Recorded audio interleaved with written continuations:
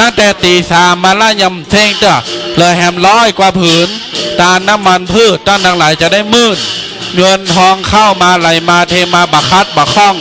นี่เพราะฉะนั้นแล้วใครจะมาเป็นเจ้าภาพผ้าอาบน้ำฝนน้ำมันพืชชุดละ99 บาท99จ่ายมา100 บาท1 บาททอนไปเป็นควันทงหรือบัตรต้องทอนก็ได้เพราะฉะนั้นแล้วก็เชิญศรัทธาญาติโยมเด้อครับสำหรับคณะศรัทธาที่มาใหม่นะครับท่านเตรียมซองไว้จำนวน9ซองนะครับก็ถวายที่นี่เลยนะครับเราทำแบบปีที่แล้วนะครับเมื่อท่านถวายที่นี่เบ็ดเสร็จแล้วพร้อมเดียวกันหมดนะครับพร้อมเดียวกันหมดก็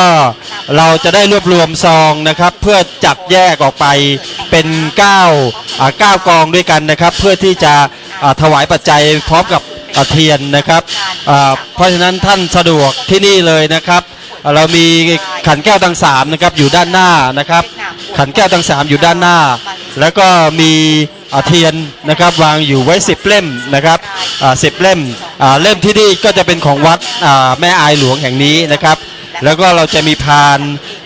นสำหรับใส่ปัจจัยที่ท่านคณะศรัทธาได้เดินทางมา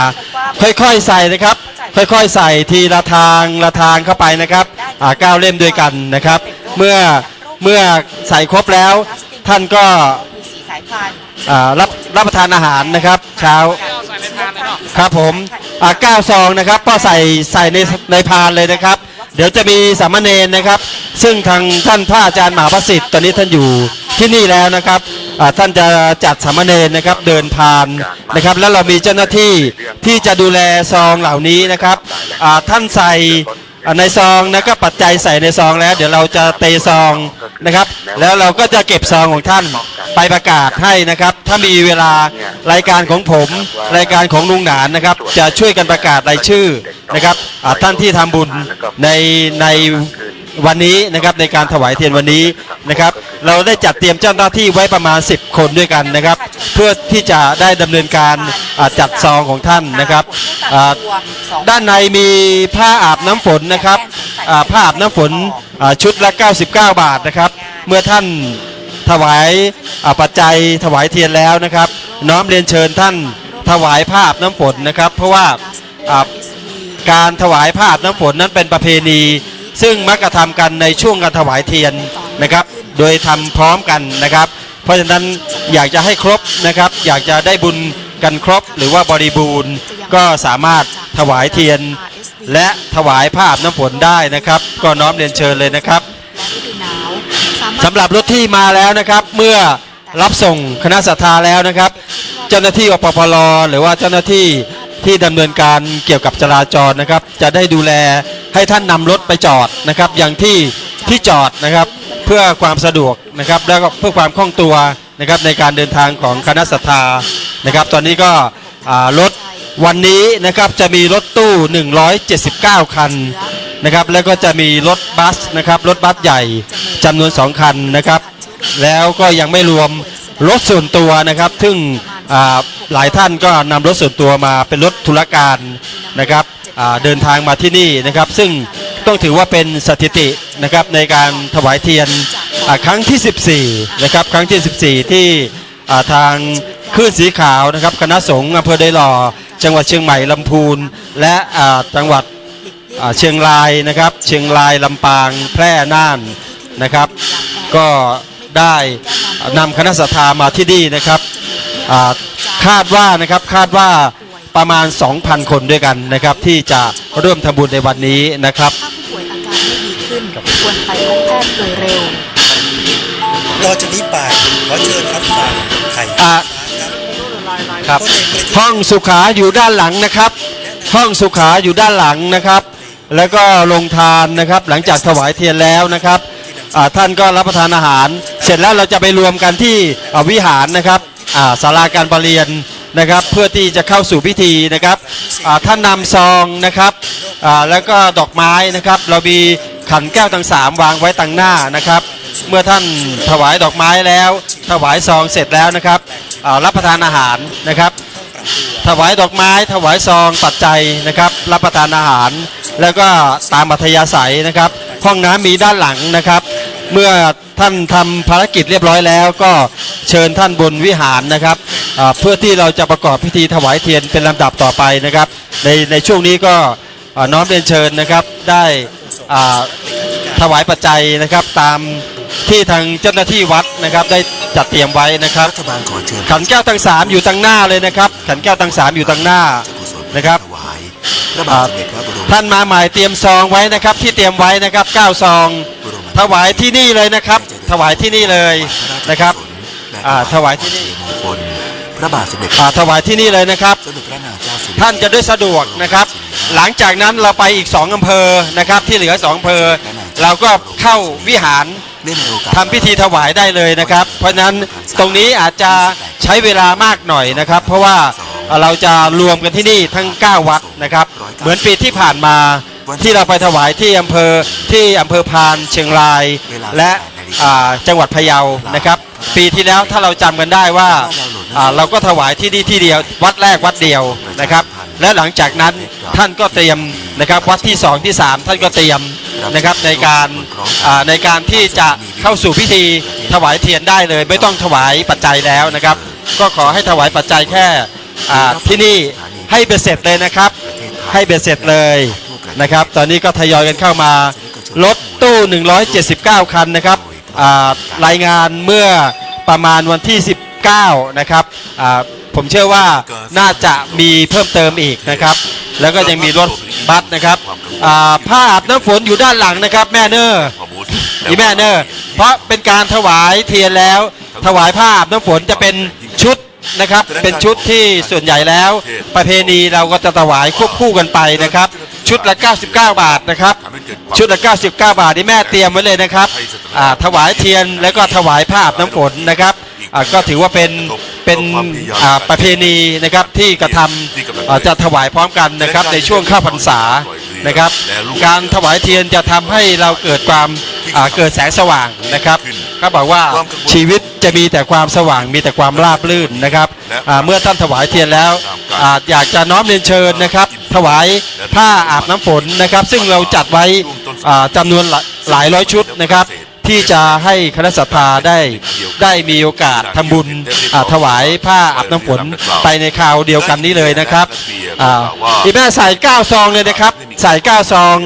ถ้าจะมาทางเพก็ได้นะครับมาทางในที่ก็ได้นะครับถ้าจะมากไปมาทางนี้เลยนะครับเดินด้วย2ฝั่งเหมือนปีที่แล้วนะครับ วันนี้เพื่อเป็นการระวัง เดินมาทางในได้เลยแม่เนอเดินมาทางในเลยนะครับเดินเป็น2ทางได้นะครับถ้าว่าตอนนี้คนเริ่มจะหนาแน่นขึ้นนะครับการจราจรอาจจะติดขัดก็เดินมา2ทางเลยนะครับเดินได้2ทางปัจจัยที่ทุกท่านได้เตรียมมานะครับถวายที่นี่ที่เดียวเลยนะครับเมื่อเตรียมมาแล้วถวายที่เดียวนะครับถวายที่เดียวเลยเดี๋ยวจะมีคณะสามเณรนะครับซึ่งท่านพระอาจารย์พระมหาประสิทธิ์ของเราเนี่ยท่านได้จัดเตรียมสามเณรมาเดินพานนะครับปัจจัยของท่านเดี๋ยวเราจะมีคณะกรรมการได้ดูแลปัจจัยของท่านนะครับเพื่อที่จะแบ่งนะครับเป็น9นะครับ9วัดด้วยกันนะครับเราจะแบ่งซึ่งตอนนี้ตู้ลุงหนันก็มานะครับมาตั้งแต่ตะคืนแล้วท่านมาเตรียมงานนะครับเมื่อวานนี้ท่านพระอาจารย์บรรยงนะครับท่านพระครูอภิวัตรท่านก็มาทั้งวันมาวันค่ำเลยนะครับเพื่อมาดูความเรียบร้อยแล้วก็นำสถานีวิทยุขึ้น91ของเรานะครับมาถ่ายทอดในวันนี้นะครับก็มาตั้งเครื่องไว้ตะวานนี้แล้วนะครับเพราะฉะนั้นวันนี้ความพร้อมทุกอย่างก็อย่างที่เราเห็นนะครับมีความพร้อมทุกอย่างเพื่อที่จะอำนวยความสะดวกนะครับให้กับคณะศรัทธาพระนิมนต์ครับทุกพี่ครับโฮโมดครับประกาศให้กับญาติโยมศรัทธาที่กำลังมาไผ่ที่กั้นเข้างายเนอพ่อแม่ศรัทธาไผ่ที่บ่ได้กินข้าวงายมาเตื้อเจิญไปกินตั้งหลังห้องครัวนะครับเนอเฮาได้เตรียมข้าวต้มไว้50 หม้อก็เนอญาติโยมศรัทธาเนอตักกันเต็มที่บัตตา6 คูณ 9บัตตาเนอบัตตาห่อนะกินหื้ออิ่มนะวันเดี๋ยวนี้นะเต็มที่เลยญาติโยมศรัทธาตังญาติโยมศรัทธาที่จะมาหอมซองปัจจัยหรือว่ามีครัวกินครัวตาลจะเอามาใส่ก๋วย สลอยสวยดอกใบก็เอามาได้ประเดี๋ยวนี้เนอะญาติโยมท่านรอแฮมเบิร์ดกว่ามันจะสู้กันเนาะประเดี๋ยวนี้พี่น้องศรัทธาแม่แจ่มเพิ่นมาละเนาะสิ้นตินจกกำลังเดินทางกันทยอยกันเข้ามาหลายที่หลายแห่งก็เดินทางกันเข้ามาหลายวัดหลายวาหลายหมู่บ้านหลายจังหวัดก็กำลังปากันมาญาติโยมศรัทธาที่จะเป็นเจ้าภาพห้าเป็นเจ้าภาพผ้าปังสุกุลผ้าอาบน้ำฝนถูกมาเตอะผ้าอาบน้ำฝนเนอะญาติโยมศรัทธาโอ้ลุงโดมมาแล้วนะครับลุงโดมก็นำคณะศรัทธามาจากวิทยุบ้านทุ่งเรดิโอนะครับก็เป็นส่วนหนึ่ง บ้านทุ่งเรดิโอก็มาละครับเจอเนอร์โมทนาต้อนรับเด้อโยมศรัทธาสาธุชนคณะศรัทธาถวายซองตรงนี้เลยนะครับ9ซองนะครับแล้วก็ถวายดอกไม้นะครับขันแก้วตัง3ระวางไว้ตังหน้านะครับท่านเดินเข้า2ทางนะครับทางนู้นอาจจะแน่นนิดนึงท่านก็ขยับมาเดินด้านในนะครับเดี๋ยวเมื่อท่านถวายซองแล้วนะครับครับทุกวัดเลยครับถวายที่นี่หมดเลยนะครับแม่9เล่มครับแม่นครับถวายที่นี่จะถวาย9วัดเลยนะครับสำหรับปัจจัยนะครับปัจจัยถวายที่นี่หมดเลยนะครับ9วัดอันนี้ของคุณเนอะเตรียมมาก็ถวายที่นี่เลยนะครับถวายที่ยอดสามญาติโยมศรัทธาหอมก้านน้ำก้าไฟก็ได้เนอะตลอดจนถึงญาติโยมจะเป็นเจ้าภาพผ้าอาบน้ำฝนในช่วงเทศกาลเข้าพรรษาของครูบาอาจารย์นี่แล้วเอาขึ้นไปถวายบนวิหารเนอะญาติโยมเนอะใครจะห้าเป็นเจ้าภาพก็มาได้เลยน้ำมันพืชนี่น้ำมันพืชตามตะเกียงผาเดียงไฟและผ้าอาบน้ำฝนถวายครูบาอาจารย์ได้มีครูบาอาจารย์พระเจ้าประสงค์พระมหาเถระครูบาอาจารย์ได้ปั่นปอนอยู่ตังบนเนอะญาติโยมศรัทธาเนอะอนุโมทนาโดยก็ถวายซองที่นี่หมดเลยนะครับ9วัดนะครับท่านที่เตรียมมา9ซองนะครับเราจะถวายที่นี่เสร็จแล้วอาจจะมีคณะสงฆ์นะครับแล้วก็สามเณรนะครับซึ่งพระมหาประสิทธิ์นะครับพระมหาประสิทธิ์ท่านได้จัดเตรียมสามเณรนะครับมาดูแลเรื่องของซองปัจจัยของท่านนะครับและเดี๋ยวเราจะมีเจ้าหน้าที่นะครับของทางสถานีเป็นผู้ตรวจนับนะครับเพราะฉะนั้นญาติโยมสบายใจได้เลยเนอะศรัทธาญาติโยมเกียมซองมา9ซองมาใส่ติผาติเตียนตามนี่เลยเนอะใครเอาซองมาใส่ตั้งหมด9ซองเลยซองละผ่านฝากไผ่มาก็เอามาใส่เลยแล้วจะมีสามเณรเจ้าหน้าที่จะได้แยกแยะจะได้เก็บจะได้จำแนกเป็นอย่างเนอะญาติโยมศรัทธาเนอะเพราะฉะนั้นแล้วพี่น้องศรัทธาตีเดินใต้เดินตางมาก่อนก็ค่อยเนอะเข้าได้2ทางเลยนะแม่เนอะเข้าได้2ทางเลยนะแม่ไป2แถว2ตังมาตังพี่ได้นะครับแม่มาตังหมอชัยพรพี่ถ้าตรงนั้นแน่นมาเพเลยนะครับแม่เข้ามาตังนายพี่เนอะแล้วสตังไว้บนพานนะครับเข้ามาตังนายพี่แม่เข้ามาตังนายพี่เนอะแม่ปัจจัยไว้ในพานนะครับปัจจัยใส่พานได้เลยนะครับเดี๋ยวจะมีสามเณรนะครับแล้วเจ้าหน้าที่เรานะครับดูแลได้ครับผ้าอาบน้ำฝนนะครับชุดละ99 บาทจะถวายอยากจะถวายพร้อมเดียวกับเทียนก็ขอเชิญนะครับคณะศรัทธานะครับได้ร่วมกันจัดซื้อที่นี่เลยนะครับจัดถวายที่นี่ได้นะครับชุดละ99 บาทนะครับนะครับก็เรียนเชิญเลยนะครับเรียนเชิญเลยนะครับเข้าได้2ทางนะแม่เนอะเข้าได้2ทางครับพี่ครับเข้าได้2ทางเลยนะครับแม่อ้อมมาตังหลังเพชรโดยก็ได้เนอะมา2ทางมาตังหลังมา2ทางเพชร2ข้างเพชรมาเพชรน้ำมาจัดแน่นน้ำไปเนอะด้านในเป็นผ้าอาบน้ำฝนนะครับที่หันอยู่นี่นะครับจะมีชุดผ้าอาบน้ำฝนแล้วก็จะมีน้ำมันพืชนะครับเตรียมไว้ชุดละ99 บาทจะถวายก็จะครบนะครับครบบริวารของการถวายเทียนนะครับที่เป็นประเพณีญาติโยมสำหรับห้องน้ำห้องท่าอยู่ตังหลังเนาะครับห้องน้ำอยู่ตังหลังเริ่มโดยความสะดวกเรียบร้อยเนอะญาติโยมเนอะให้จะลงรถขึ้นรถกันระวังรถระวังย่ำใส่เกือบใส่แคปใส่ตีนใส่ขาด้วยกันเนอะพี่น้องศรัทธาเพราะฉะนั้นแล้วมาผ้าปังสุกุลผ้าอาบน้ำฝนผ้าอาบน้ำฝนญาติโยมศรัทธากับน้ำมันตะเกียงเนอะ99 บาทพี่น้องศรัทธา แม่ใส่นี้แล้วก็ยิบเป็น1 ผืน 1 ชุดเลย เอาไปถวายบนวิหารเนอะญาติโยม99 บาทผ้าอาบน้ำฝนผ้าอาบน้ำฝนจะได้ถวายเป็นพระเดียงสงฆ์ในเทศกาลเข้าพรรษาครูบาอาจารย์เปิ้นถืออานิสงส์ยิ่งใหญ่มากญาติโยมมีน้ำมันนี่ญาติโยมจะลื่นปืดนี่หมายถึงว่าหน้าที่การงานครับกิจการงานเงินทองต่างๆทั้งหลายจะไหลมาเทมาไม่ขาดสายไม่ขาดสนไม่ค้นไม่แค้นนี่เพราะฉะนั้นแล้วพี่น้องศรัทธามาให้มาหอมกันได้เนอะญาติโยมศรัทธาเนอะอยู่ตังใดก็เข้ามาได้พานนี่เตรียมไว้9 พานละเอาซองใส่ได้เลยเนอะเอาซองใส่ได้เลยปูจาได้เลยเนอะญาติโยมเนอะก็เดินเชิญเลยครับโอ้พ่อเย็นมันมาแล้วนะครับลุงเย็นมาจากเวียงป่าเป้านะครับโอ้เป็นนำคณะใหญ่มาพ่อเย็นนี่จะอยู่ที่ไหนก็แล้วแต่จะอยู่ดอยรออยู่ที่ไหนเปิ้นห่วมบุญตลอดนะครับนำคณะศรัทธามาตลอดคณะศรัทธาที่อยากจะถวายค่าน้ำค่าไฟกับสถานีนะครับมาถวายที่ผมเอามามอบให้ผมไว้หรือว่าลุงหนานก็ได้นะครับลุงหนานมาที่นี่หรือจะถวายไว้กับตู้ลุงนะครับตู้ลุงหนานอยู่ที่นี่แล้วนะครับท่านพระมหาประสิทธิ์นะครับก็อยู่ที่นี่แล้วหลายท่านนะครับมีความตั้งใจอยากจะถวายเทียนแล้วก็อยากจะถวายค่าน้ำค่าไฟในคราวเดียวกันก็สามารถกระทำได้สถานีวิทยุเราอยู่ได้เพราะแรงศรัทธาของพวกท่านนะครับที่จะได้ปัจจัยจากท่านนะครับไปบริหารสถานีของเราเพราะว่าเราต้องมีค่าใช้จ่ายค่าน้ำค่าไฟค่าซ่อมเครื่องนะครับดูแลคอมพิวเตอร์อะไรต่างๆอีกมากมายนะครับเพราะฉะนั้น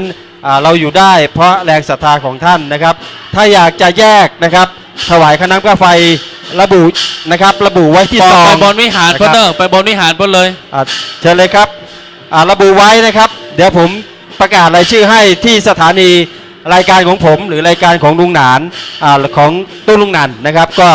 จะได้นำซองของท่านประกาศออกทางสถานีครั้งหนึ่งนะครับสำหรับซองที่ท่านถวายเทียนที่นี่นะครับพร้อมเดียวกันเลยนะครับเข้า2 แถวนะแม่เนอร์เข้าได้2 แถวครับแล้วด้านหลังก็จะมีเข้ามาตั้งหน้าเพชรก็ได้เนอร์เข้ามาลายเพชรโดยกระเดียวมันจะกีดกับนะครับเนอร์เข้ามาเป็น2 แถวเนอร์แม่เนอร์บ่ต้องไปกัดที่ห้านหนอต้องไปออกกัดที่ห้านเนอร์กระเดียวจะย่ำใส่เกิบกันพุทธเกิบกันพุทธฝนนะครับขอชุมานะครับผ้าอาบน้ำฝนจะถวายพร้อมกับถวายเทียนก็จะเป็นประเพณีนะครับท่านสามารถถวายได้นะครับบูชาได้ชุดละ99 บาทเนาะพี่เนาะครับหลวงพี่บอกชุดละ99 บาทนะครับท่านอยากจะร่วมถวายผ้าอาบน้ำฝนก็เชิญด้านหลังเลยนะครับหลังจากถวายปัจจัยถวายเทียนแล้วก็มาทำบุญนะครับถวายผ้าอาบน้ำฝนได้นะครับญาติโยมศรัทธาที่หอมแล้วจะไปกินข้าวต้มก็ไปได้เนอะตั้งหลังโฮงครัวเนอะตั้งหลังโฮงครัวผ่ามครัวตั้งหลังได้เตรียมไว้ฮื้อละ10 หม้อเป็นอย่างต่ำญาติโยมศรัทธาตะกี้มากินแล้วลำขนาดแล้วเนอะลำมากินกุ้งตัวจัดใหญ่ไปกุ้งบดไปเหี่ยพี่น้องศรัทธามาให้มาหอมกันได้เนอะเชิญไปกินข้าวน้ำข้าวน้ำไปกินข้าวต้มกันได้ไปกินน้ำกินท่ากันได้พักผ่อนก่อน9 โมงนะครับเนาะ9 โมงเราจะได้เริ่มจานเนอะญาติโยม9 โมงเนาะแหม1 ชั่วโมงครึ่งแหม2 ชั่วโมงตันปั่นเลอะพี่น้องศรัทธามาให้มาหอมไผ่เอาซองมา9 ซอง10 ซองใส่ตามนี้เลยนะครับตีตังโกยและตีตังผ่านตีคณะกรรมการตีได้จัดเตรียมไว้ให้แล้วจะมีเจ้าหน้าที่น้องสามเณรลูกเนรเฮาได้จัดได้เตรียมได้ขยายพื้นที่ในการอำนวยความสะดวกเพื่อกับญาติโยมศรัทธาสาธุชนทุกท่านนะครับเนาะครับก็ตอนนี้คนเริ่มจะหนาแน่นนะครับคณะศรัทธาก็หลั่งไหลเข้ามานะครับอย่างที่ผมเรียนนะครับมากันทั่วภาคเหนือนะครับทุกๆจังหวัดนะครับก็ปีนี้เป็นปีที่14แล้วนะครับเราถวายที่นี่ที่เดียวนะครับปัจจัยไปมาแล้วยังมาได้ปูจาผ้าอาบน้ำฝนก็มาทั้งเพศเลยเนอะชุดละ99 บาทผ้าอาบน้ำฝนเนอะศรัทธาญาติโยม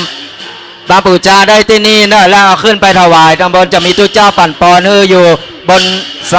บนวิหารนั่นเนอะศรัทธาญาติโยมมาปูจากันได้99 บาท1 ชุดหลังจากเขาทำบุญการตานเตียนถวายเตียนเรียบร้อยแล้วเขาก็มาปูจาเอาผ้าอาบน้ำฝนพร้อมกับน้ำมันพืชเพื่อที่จะ เอาไปปูจาเป็นพุทธปูจาธรรมปูจาสังฆปูจาก่อนน้อมเจริญพรทางเพศได้เลยเนอะ99 บาท1ชุดเลือไปมาให้มาหอมเรียบร้อยทำธุระส่วนตัวเรียบร้อยแล้ว ยังบ่ได้กินข้าวหรือว่าอยากกินข้าวก็น้อมเจริญพรทางปุ้นเลยเนอะด้านหลังจะมีเต้นเปิ้นจะมีเต้นโรงทานอยู่หั่นนะมีโอ้กับข้าวกับปลาหลายอันหลายอย่างปูจาเอาได้เลยแม่ชุดละ99 บาทเอามีเอาตังทอนเนื้อเปิ้นตัวเนอะ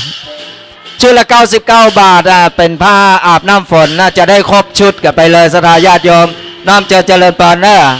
ในช่วงนี้คณะทัวร์บุญก็ได้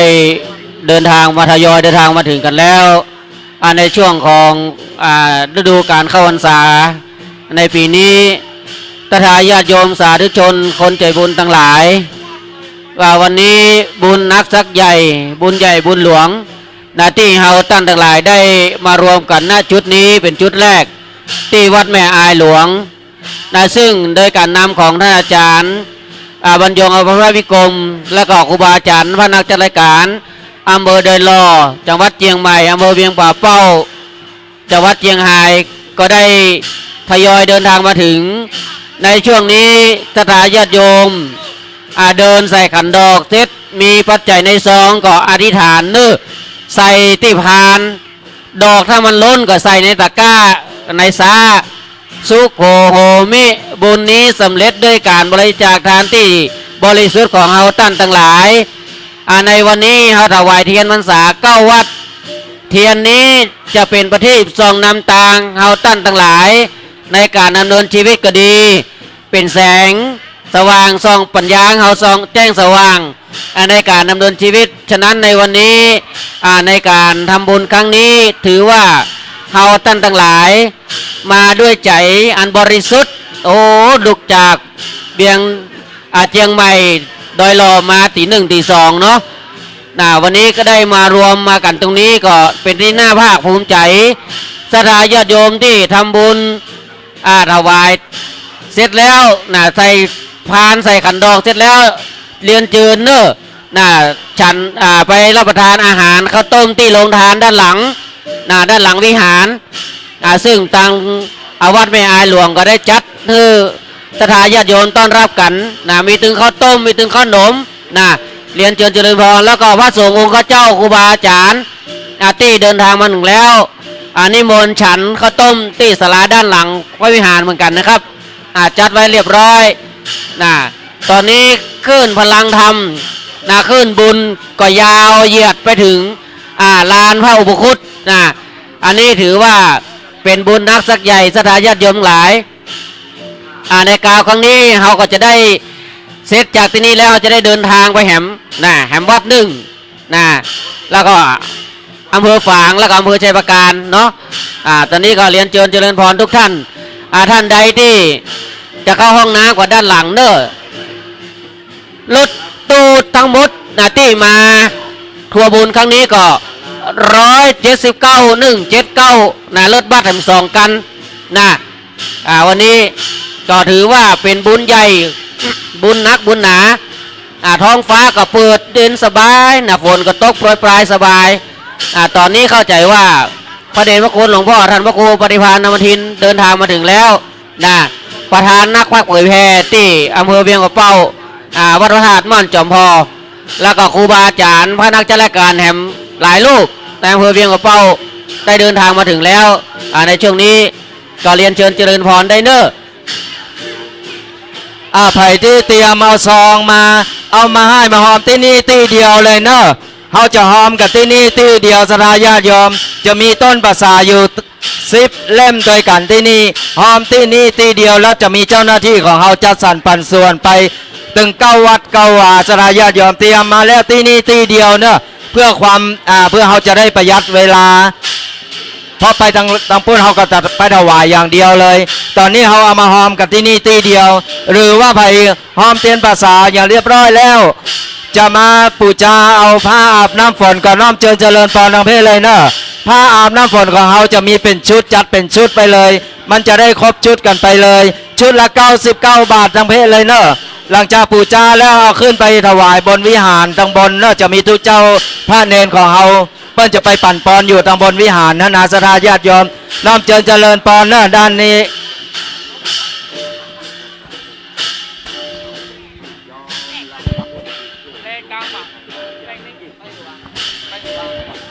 ญาติโยมศรัทธาก้อยๆเน้อกระเดียวจะได้ห่วมเกียนห่วมตานกันละวันนี้เฮาม่วนงานสันเล้าจุ่มเย็นจุ่มอกจุ่มใจพี่น้องศรัทธาตั้งเหนือตั้งใต้ขึ้นเหนือล่องใต้ปากันมาอันนี้เป็นเจ้าผ้าปังสุกลเนอยอมปีเนอผืนละ99 บาทยอมปี2ผืนโมทนา99 บาทจะมีน้ำมันตะเกียงเติมตะเกียงบนวิหารเนอมีน้ำมันเติมตะเกียงจะได้เติมชีวิตให้โชดช่วงชัชวาลจะได้เติมชีวิตให้โชดช่วงชัชวาลไหลมาเทมาไหลรื่นเงินทองบะคัดบะสนบะน้ำมันญาติโยมจะมื่นอย่างน้ำมันเนอะตลอดจนถึงผ้าอาบน้ำฝนนี่ผ้าอาบน้ำฝนอันนี้2 แห่งในอนาคตจะเป็นชัดกั้งบางเงาป้องกันโรคภัยไข้เจ็บบางเฮือญาติโยมศรัทธาได้เจ็บแข้งเจ็บไข้บางเฮือศรัทธาญาติโยมได้เมื่อยไข้เมื่อยขาพี่น้องศรัทธาสาธุชนยิบเอาไปเลยโยมแม่เนอะโยมแม่ว่าโยมปี้กันเนาะ 100 บาทเนอะชุดละ99 บาทโยมแม่โยมป้าโยมปี้ทั้งหลายใครจะเป็นเจ้าภาพใครร่ำใครรวยก็มาเลย วันนี้ให้ใครถูกหวย179เนอะวันนี้นะ179ดวงใครดวงมันเนอะเจ้าบักเกลแล้ววันนี้เนอะ พี่น้องศรัทธาจะให้จะหอมก็หอมได้เลยตลอดจนถึงสังฆทานมี9 สังญาติโยมศรัทธาเนอะ9 สังก้อยๆให้ก้อยๆหอมไผ่ที่หอมแล้วยังมาได้กินข้าวต้มเชิญไปกินข้าวต้มตังหลังวิหารเนอะเชิญไปกินข้าวต้มตังหลังวิหารญาติโยมโยมพี่โยมแม่เนอะ9 วัดเลยตามพานเลยตามพานเลยพานมี9 พานญาติโยมศรัทธาเอาใส่ถึง9 พานพานแต่ละพานนั้นเพื่อจะแยกเป็น1 วัด1 วัดจะมีน้องสามเณรคณะกรรมการช่วยดูแลพ่อกอยอยู่เนาะเพราะฉะนั้นแล้วญาติโยมศรัทธาสาธุชนทุกท่านนักศิลป์นักบุญผู้ใจบุญทุกท่านมาช่วยมากินมาตานกันเนอะปัจจุบันวันนี้เฮาอยู่กันจัดที่นี่วัดแม่อายหลวงนี่ร่วมกินร่วมตานร่วมกันสร้างบุญสร้างกุศลโยมพี่โยมแม่โยมน้าโยมอาโยมลุงโยม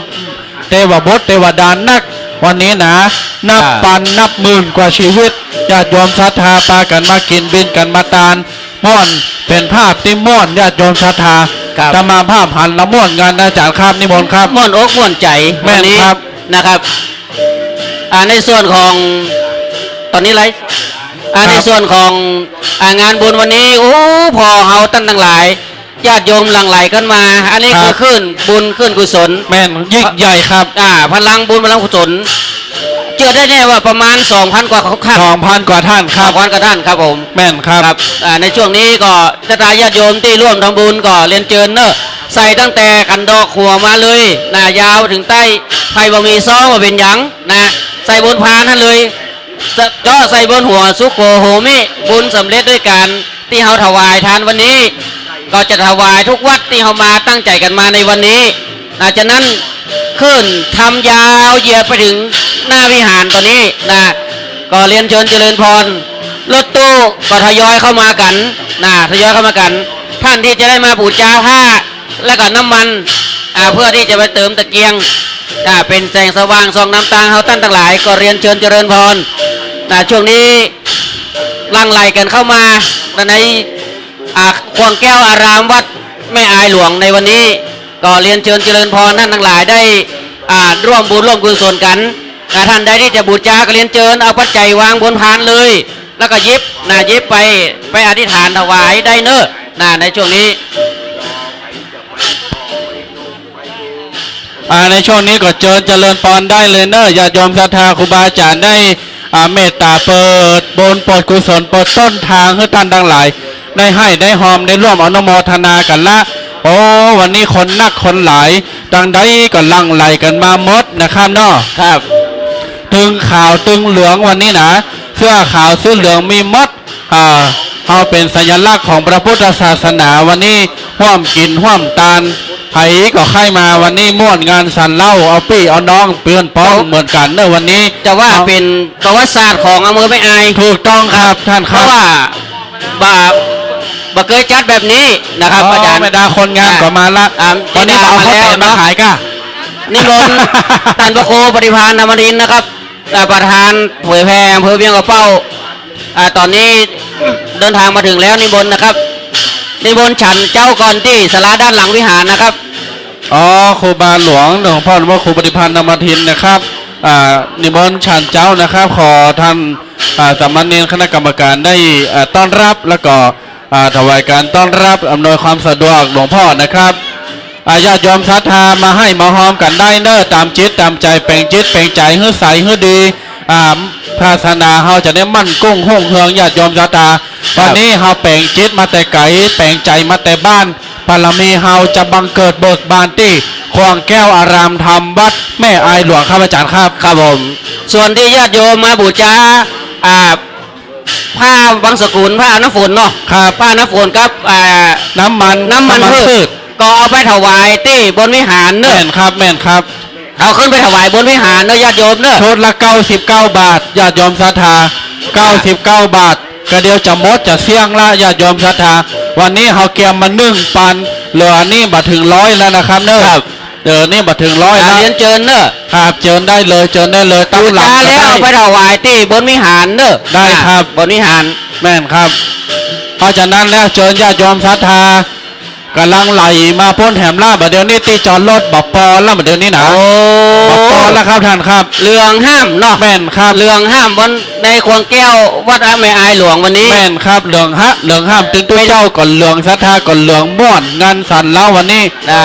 เสียงก้องเสียงกองเสียงมองตำเข้าเสียงตัวเจ้าเตะทำปั่นปอนวันนี้จะเจาะจะรวมกันนี่หมดครับท่าน ครับ ครับ ผมครับผม เพราะฉะนั้นแล้วเชิญเจริญปอนญาติโยมศรัทธาเนอเพราะฉะนั้นไผ่ที่บ่ได้กินข้าวน้ำข้าวงายเชิญกินข้าวต้ม หรือห่อข้าวมาก็เตห่อนึ่งได้เนอญาติโยมศรัทธาเนอเตห่อนึ่งเตแคบหมูเตกับข้าวกับปลากินกันได้เลยนะครับเนาะตามสบายตามสบายเลย วันนี้ถือว่าเป็นวันประวัติศาสตร์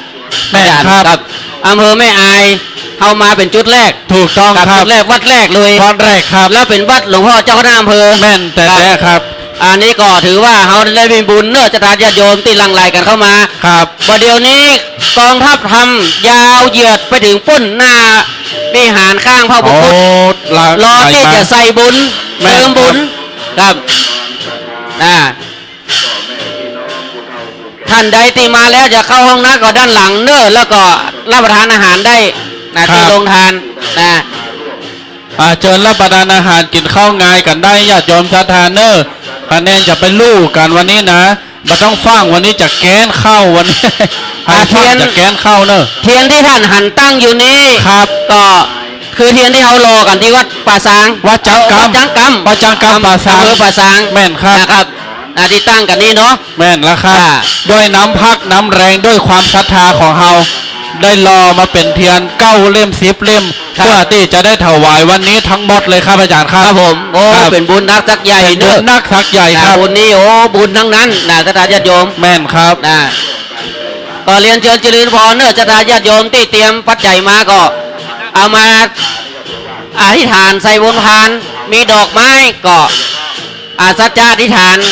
ด้วยวันซึ่งช่วงนี้เป็นวันเข้าพรรษานะในงานบุญในวันนี้ก็ได้รับความเมตตาอนุเคราะห์จากพระนักจัดรายการทุกตนทุกองค์ทุกที่ทุกจังหวัดทุกอำเภอได้มาร่วมกันเนาะตอนนี้ก็ลังไหลกันเข้ามารถจอดตั้งนอกก็มีนะเพราะว่ารถเข้ามาได้ละกลางควงแก้วนี่เต็มไปแล้วนะด้วยคนเนาะ ตัวยังบพอยังมีมาแหมนะเตอท่านครูบาสถานญาติโยมมาถึงแล้วก็ขอน้อมเจริญเจริญปานเนอะไผ่ที่เตรียมซองมาแล้วถึงหมดถึงมวลนะเอามาหอมที่นี่หมดเลยเนอะที่เดียวเลยเนอะเพราะว่าที่อื่นเขาไปถึงเขาจะไปถวายอย่างเดียวนะเอามาหอมกับที่นี่ที่เดียวเลยเนอะไผ่เกียมซองมาเอามาหอมที่นี่ที่เดียว มีต้นเตียนแบบเตียนภาษาของเขาถึงหมดถึงมวล10 ต้นเนอะเป็นคันเขาตอกดอกไม้เป็นคันในแก้วทั้ง3นี่จะอยู่ทั้งหัวนี่แล้วก็เข้าแถวกันมาเนอะสถานญาติโยม หลังจากที่ปู่จาเตียนหรือว่าได้ร่วมกินร่วมทานกันต่างเตียนไปเรียบร้อยแล้วก็ขอน้อมเจริญพรด้านในนี่จะมีผ้าอาบน้ำฝนให้ปู่จาชุดละ99 บาทเนอะผ้าอาบน้ำฝนเนอะดังเพชรเลยเนอะชุดละ99 บาท จะได้บุญเต็มที่เนอะทำดังจากที่เขาถวายเตียนภาษาไปแล้วเขาก็ต้องถวายผ้าอาบน้ำฝนและก็น้ำมันเติมตะเกียงนี่จะได้ครบชุด จะได้บุญใหญ่บุญหลวงบุญเต็มที่ขอน้อมเจริญพรดังเพศเลยเนอะชุดละ99 บาทเหลือมานักบาลายแล้วนะชุดละ99 บาทมาปู่จาทางเพศเรียบร้อยแล้ว เอาขึ้นไปบนวิหารเนอะบนวิหารจะมีตู้เจ้าพระเนรของเฮาปั่นปอนอยู่บนบุญนะขอน้อมเจริญพรด้านนี้เลยนะ ตอนนี้ขึ้นทำขึ้นบุญยาวเหยียดยาวมาถึงตังเพหน้าศาลาเพก็จะทาญาติโยมใจเย็นๆเนอะบุญเอามาถึงแล้วบุญเอามาถึงแล้วท่านใดที่ได้เตรียมซองมา ก็ใส่บนพานรับตีตั้งบนโต๊ะอธิษฐานเนาะไปจนสุดสถานญาติโยมแล้วท่านใดที่จะบูชาชุดละ99 บาทก็เรียนเชิญเนอะบูชาแล้วก็ขอเอาไปถวายบนวิหารเนอะถวายบนวิหารหมู่เฮ เอาไปบนวิหารเลยนะบนวิหารจะมีตู้เจ้าพระเนรของเฮาเนาะ หมู่เฮย่างอีกกรรมนี่แกหมู่เฮย่างอีกกรรมก่อนวะหมู่เฮ เอา เลย ตังค์ใส่นี่เลยนะ อีป้า เอาปัจจัยใส่นี่เลย ป้า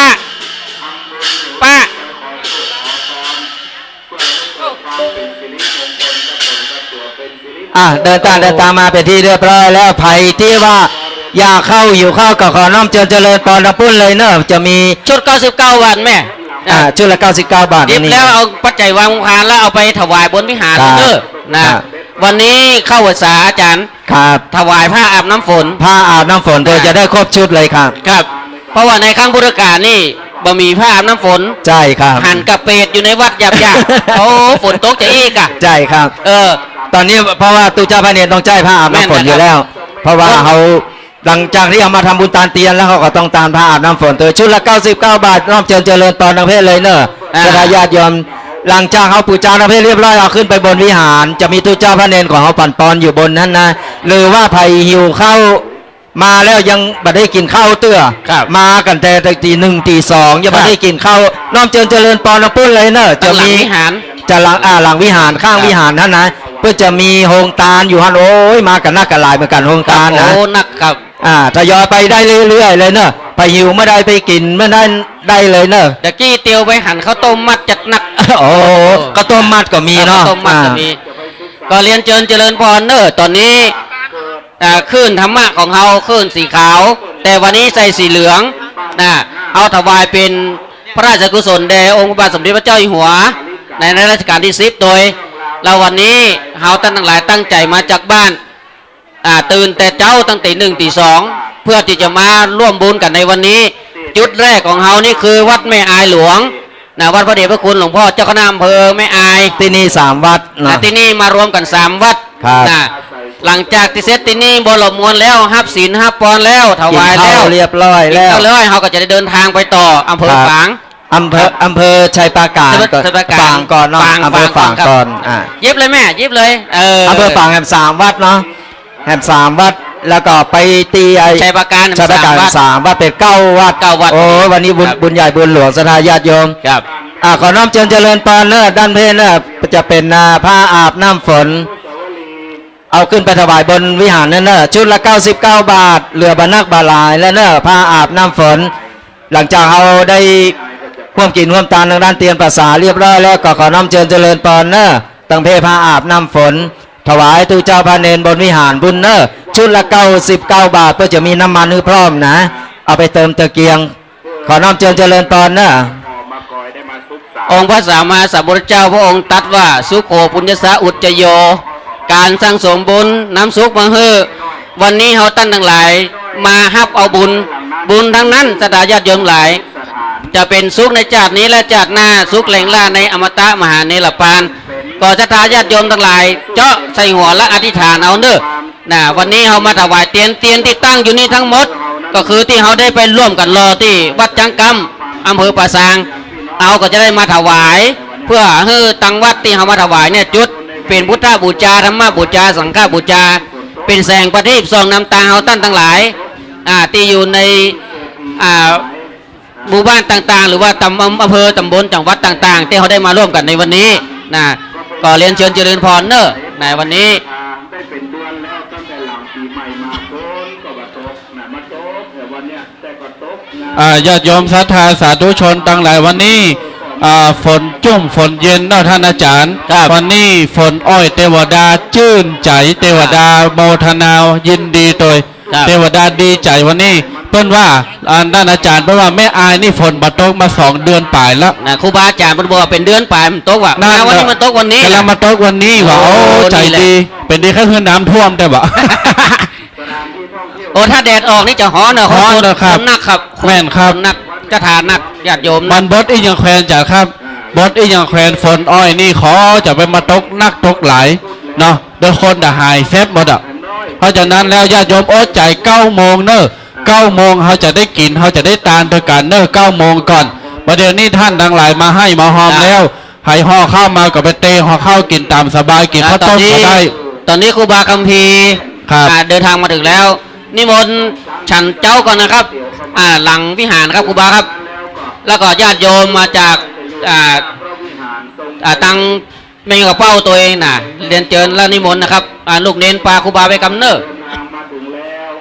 มีเจตนา วันนี้ม่วนงานสันเล้าครับญาติโยมศรัทธาเนอร์วันนี้หลายบ้านหลายจังหวัดหลายที่หลายแห่งมาตามสายคลื่นวิทยุโดยมาตามเฟซบุ๊กตามไลน์โดยท่านครับ วันนี้รวมญาติ รวมญาติ โยมญาติใหญ่ เขาเป็นครอบครัวอันเดียวกันวันนี้นะ ครอบครัวใหญ่ เป็น ครับ พี่เป็นน้องโดยกันวันนี้ บน เป็น ท้องว่าญาติธรรม ถูกต้องครับ ผม เป็น เนาะ ญาติธรรมโดยกันวันนี้พี่น้องศรัทธาญาติโยมตึงคนเท่าตึง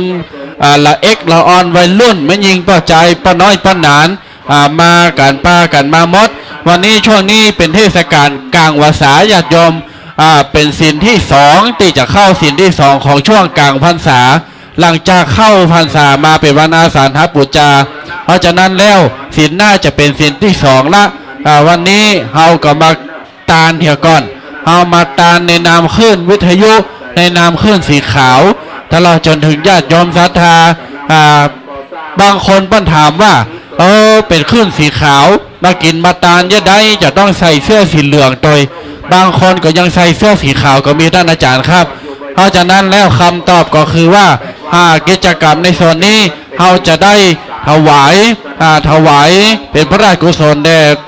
พระบาทสมเด็จพระเจ้าอยู่หัวโดยและเราจะได้สร้างสัญลักษณ์ของพระพุทธศาสนาโดยญาติโยมศรัทธาบางท่านบางคนบะมีเสื้อสีขาวก็ใส่สีเหลืองบางท่านบางคนบะมีเหลืองก็ใส่ขาวแต่บางท่านบางคนมีสีขาวบ่ได้ซักเสื้อสีเหลืองเตื้ออีน้อยเอาไปใจบ่ซักคือเตื้อว่าเป็นหยังใส่สีขาวมาบางคนได้ซักเตียวก็ใส่ซีนมาบางคนมาล่าตามล่าแต่เจ้ามาต้นหลวงข้าเจ้าบ่ได้คัดเกิบเตื้อเอากว่าน้ำฝนแล้วก็คัดไอ้เนาะ วันนี้ม่วนงานสันแล้วญาติโยมศรัทธาครูบาอาจารย์ลั่งไหลกันมาหลาย10 กว่าตนครับท่านอาจารย์ครับพี่น้องศรัทธาก็หลายพันเกือบ2,000นะวันนี้นะ เป็น เกือบ 2,000 2,000นะครับ ครับ อันนี้ต่างการพออย่างเปิ้ลจะเล่นแชร์บอลได้ประเด็นนี้ นะ พออย่างเพื่อคุดม่งจะเล่นแชร์บอลนะวง เดิ กล น ม เป็น ก็ ว ดี งกลมก็มี อย่าเปิ้ลเวียนเตียน โยม ก่อน แม่เข้าได้2ฝั่งเนอะมาฝั่งเพชรตุ้ย ครับ ป้ายมาทางเพชรป้ายมาทางเพชรตุ้ย มาตามเพชรโดย โอ้เนี่ยใครจะถ่ายวีดีโอไว้จะหันเนอะ แม่นครับ เป็นภาพที่งดงาม น่า ครับ จริงงดงามครับ ภาพประวัติศาสตร์คนจดจารึกบันทึกไว้ญาติโยมศรัทธาใครมีมือถือมีโทรศัพท์มีกล้องเอามาถ่ายได้เลยประเดี๋ยวนี้นะเอามาถ่ายได้เลยการเบิร์ดนิ่มตานถ่ายมันจะอย่างเอาแบตเดี๋ยวจะบด ประเดี๋ยวนี้มาถ่ายได้บันทึกภาพความประวัติศาสตร์ ครั้งหนึ่งนี่เราจะได้เอาภาพเนี่ยเอาไปเป๊ะลูกเป๊ะหลานเป๊ะโผเป๊ะเมเป็นน้องศรัทธาที่อยู่ต่างบ้านที่เปิ้ลมาได้มาที่เปิ้ลติดการติดงาน เพราะฉะนั้นแล้วเตื้อหน้า เปิ้ลหันภาพหันโฮบอันนี้แล้วเตื้อหน้าเปิ้ลจะได้มาประมาณนักมาหลายปีนี้2 ปันปีหน้าขึ้น3 ปัน4 ปันนี่ครับไม่เอาใส่ตี้เดียวเลยกำพานมดเลยเนอะวันนี้เอาใส่กำพานมดเลยแล้วก็เดียวเพื่อจะคัดถ้าไปวัดที่2วัดที่3มาต้องเอาซองใส่ละใส่ที่นี่ตี้เดียวจบข่าวไปเลยนะครับเนอะ มเบิร์ดวัดที่สองผ่านท่านอาจารย์ครูบาอาจารย์เพื่อจะเอาตันติตั้นทั้งหลายซองตั้นทั้งหลายแยกใส่เนี่ยไปตานเลย อ๋อหมายความว่าเอาจุดนี้จุดเดียว ชุดเดียวเลย จุดเฮาตาลอย่างเดียว แม่นครับมันง่ายครับ ง่าย แฮมเบิร์ด แม่ ก็ น ต้องมาสูตรสูตร แม่น แยก ละ อะ แม่ แฮ น มเบิร์ดก็จะต้องมาแฮมแย แม่ ก นนะครับโอ้ถูก ลงรถก็ เนาะ ตานได้เลยง่ายดีครับ แล้วจะมีเจ้าหน้าที่เป็นจัดแจง ครับ ครับผมเนาะ แม่น จัดสร นะครับ คนเขาว่าจัดสรรปันส่วนแบ่งบุญไป ถูกต้องค อ่า รับ ตอนนี้ศรัทธาญาติโยมเฮาตั้นทั้งหลายในส่วนของบนฟ้าก็โปรยมาด้วยน้ำฝนอันเล็กอันน้อยพอจะจุ่มจะเย็นแต่บ่ต้องกลัวนะศรัทธาญาติโยม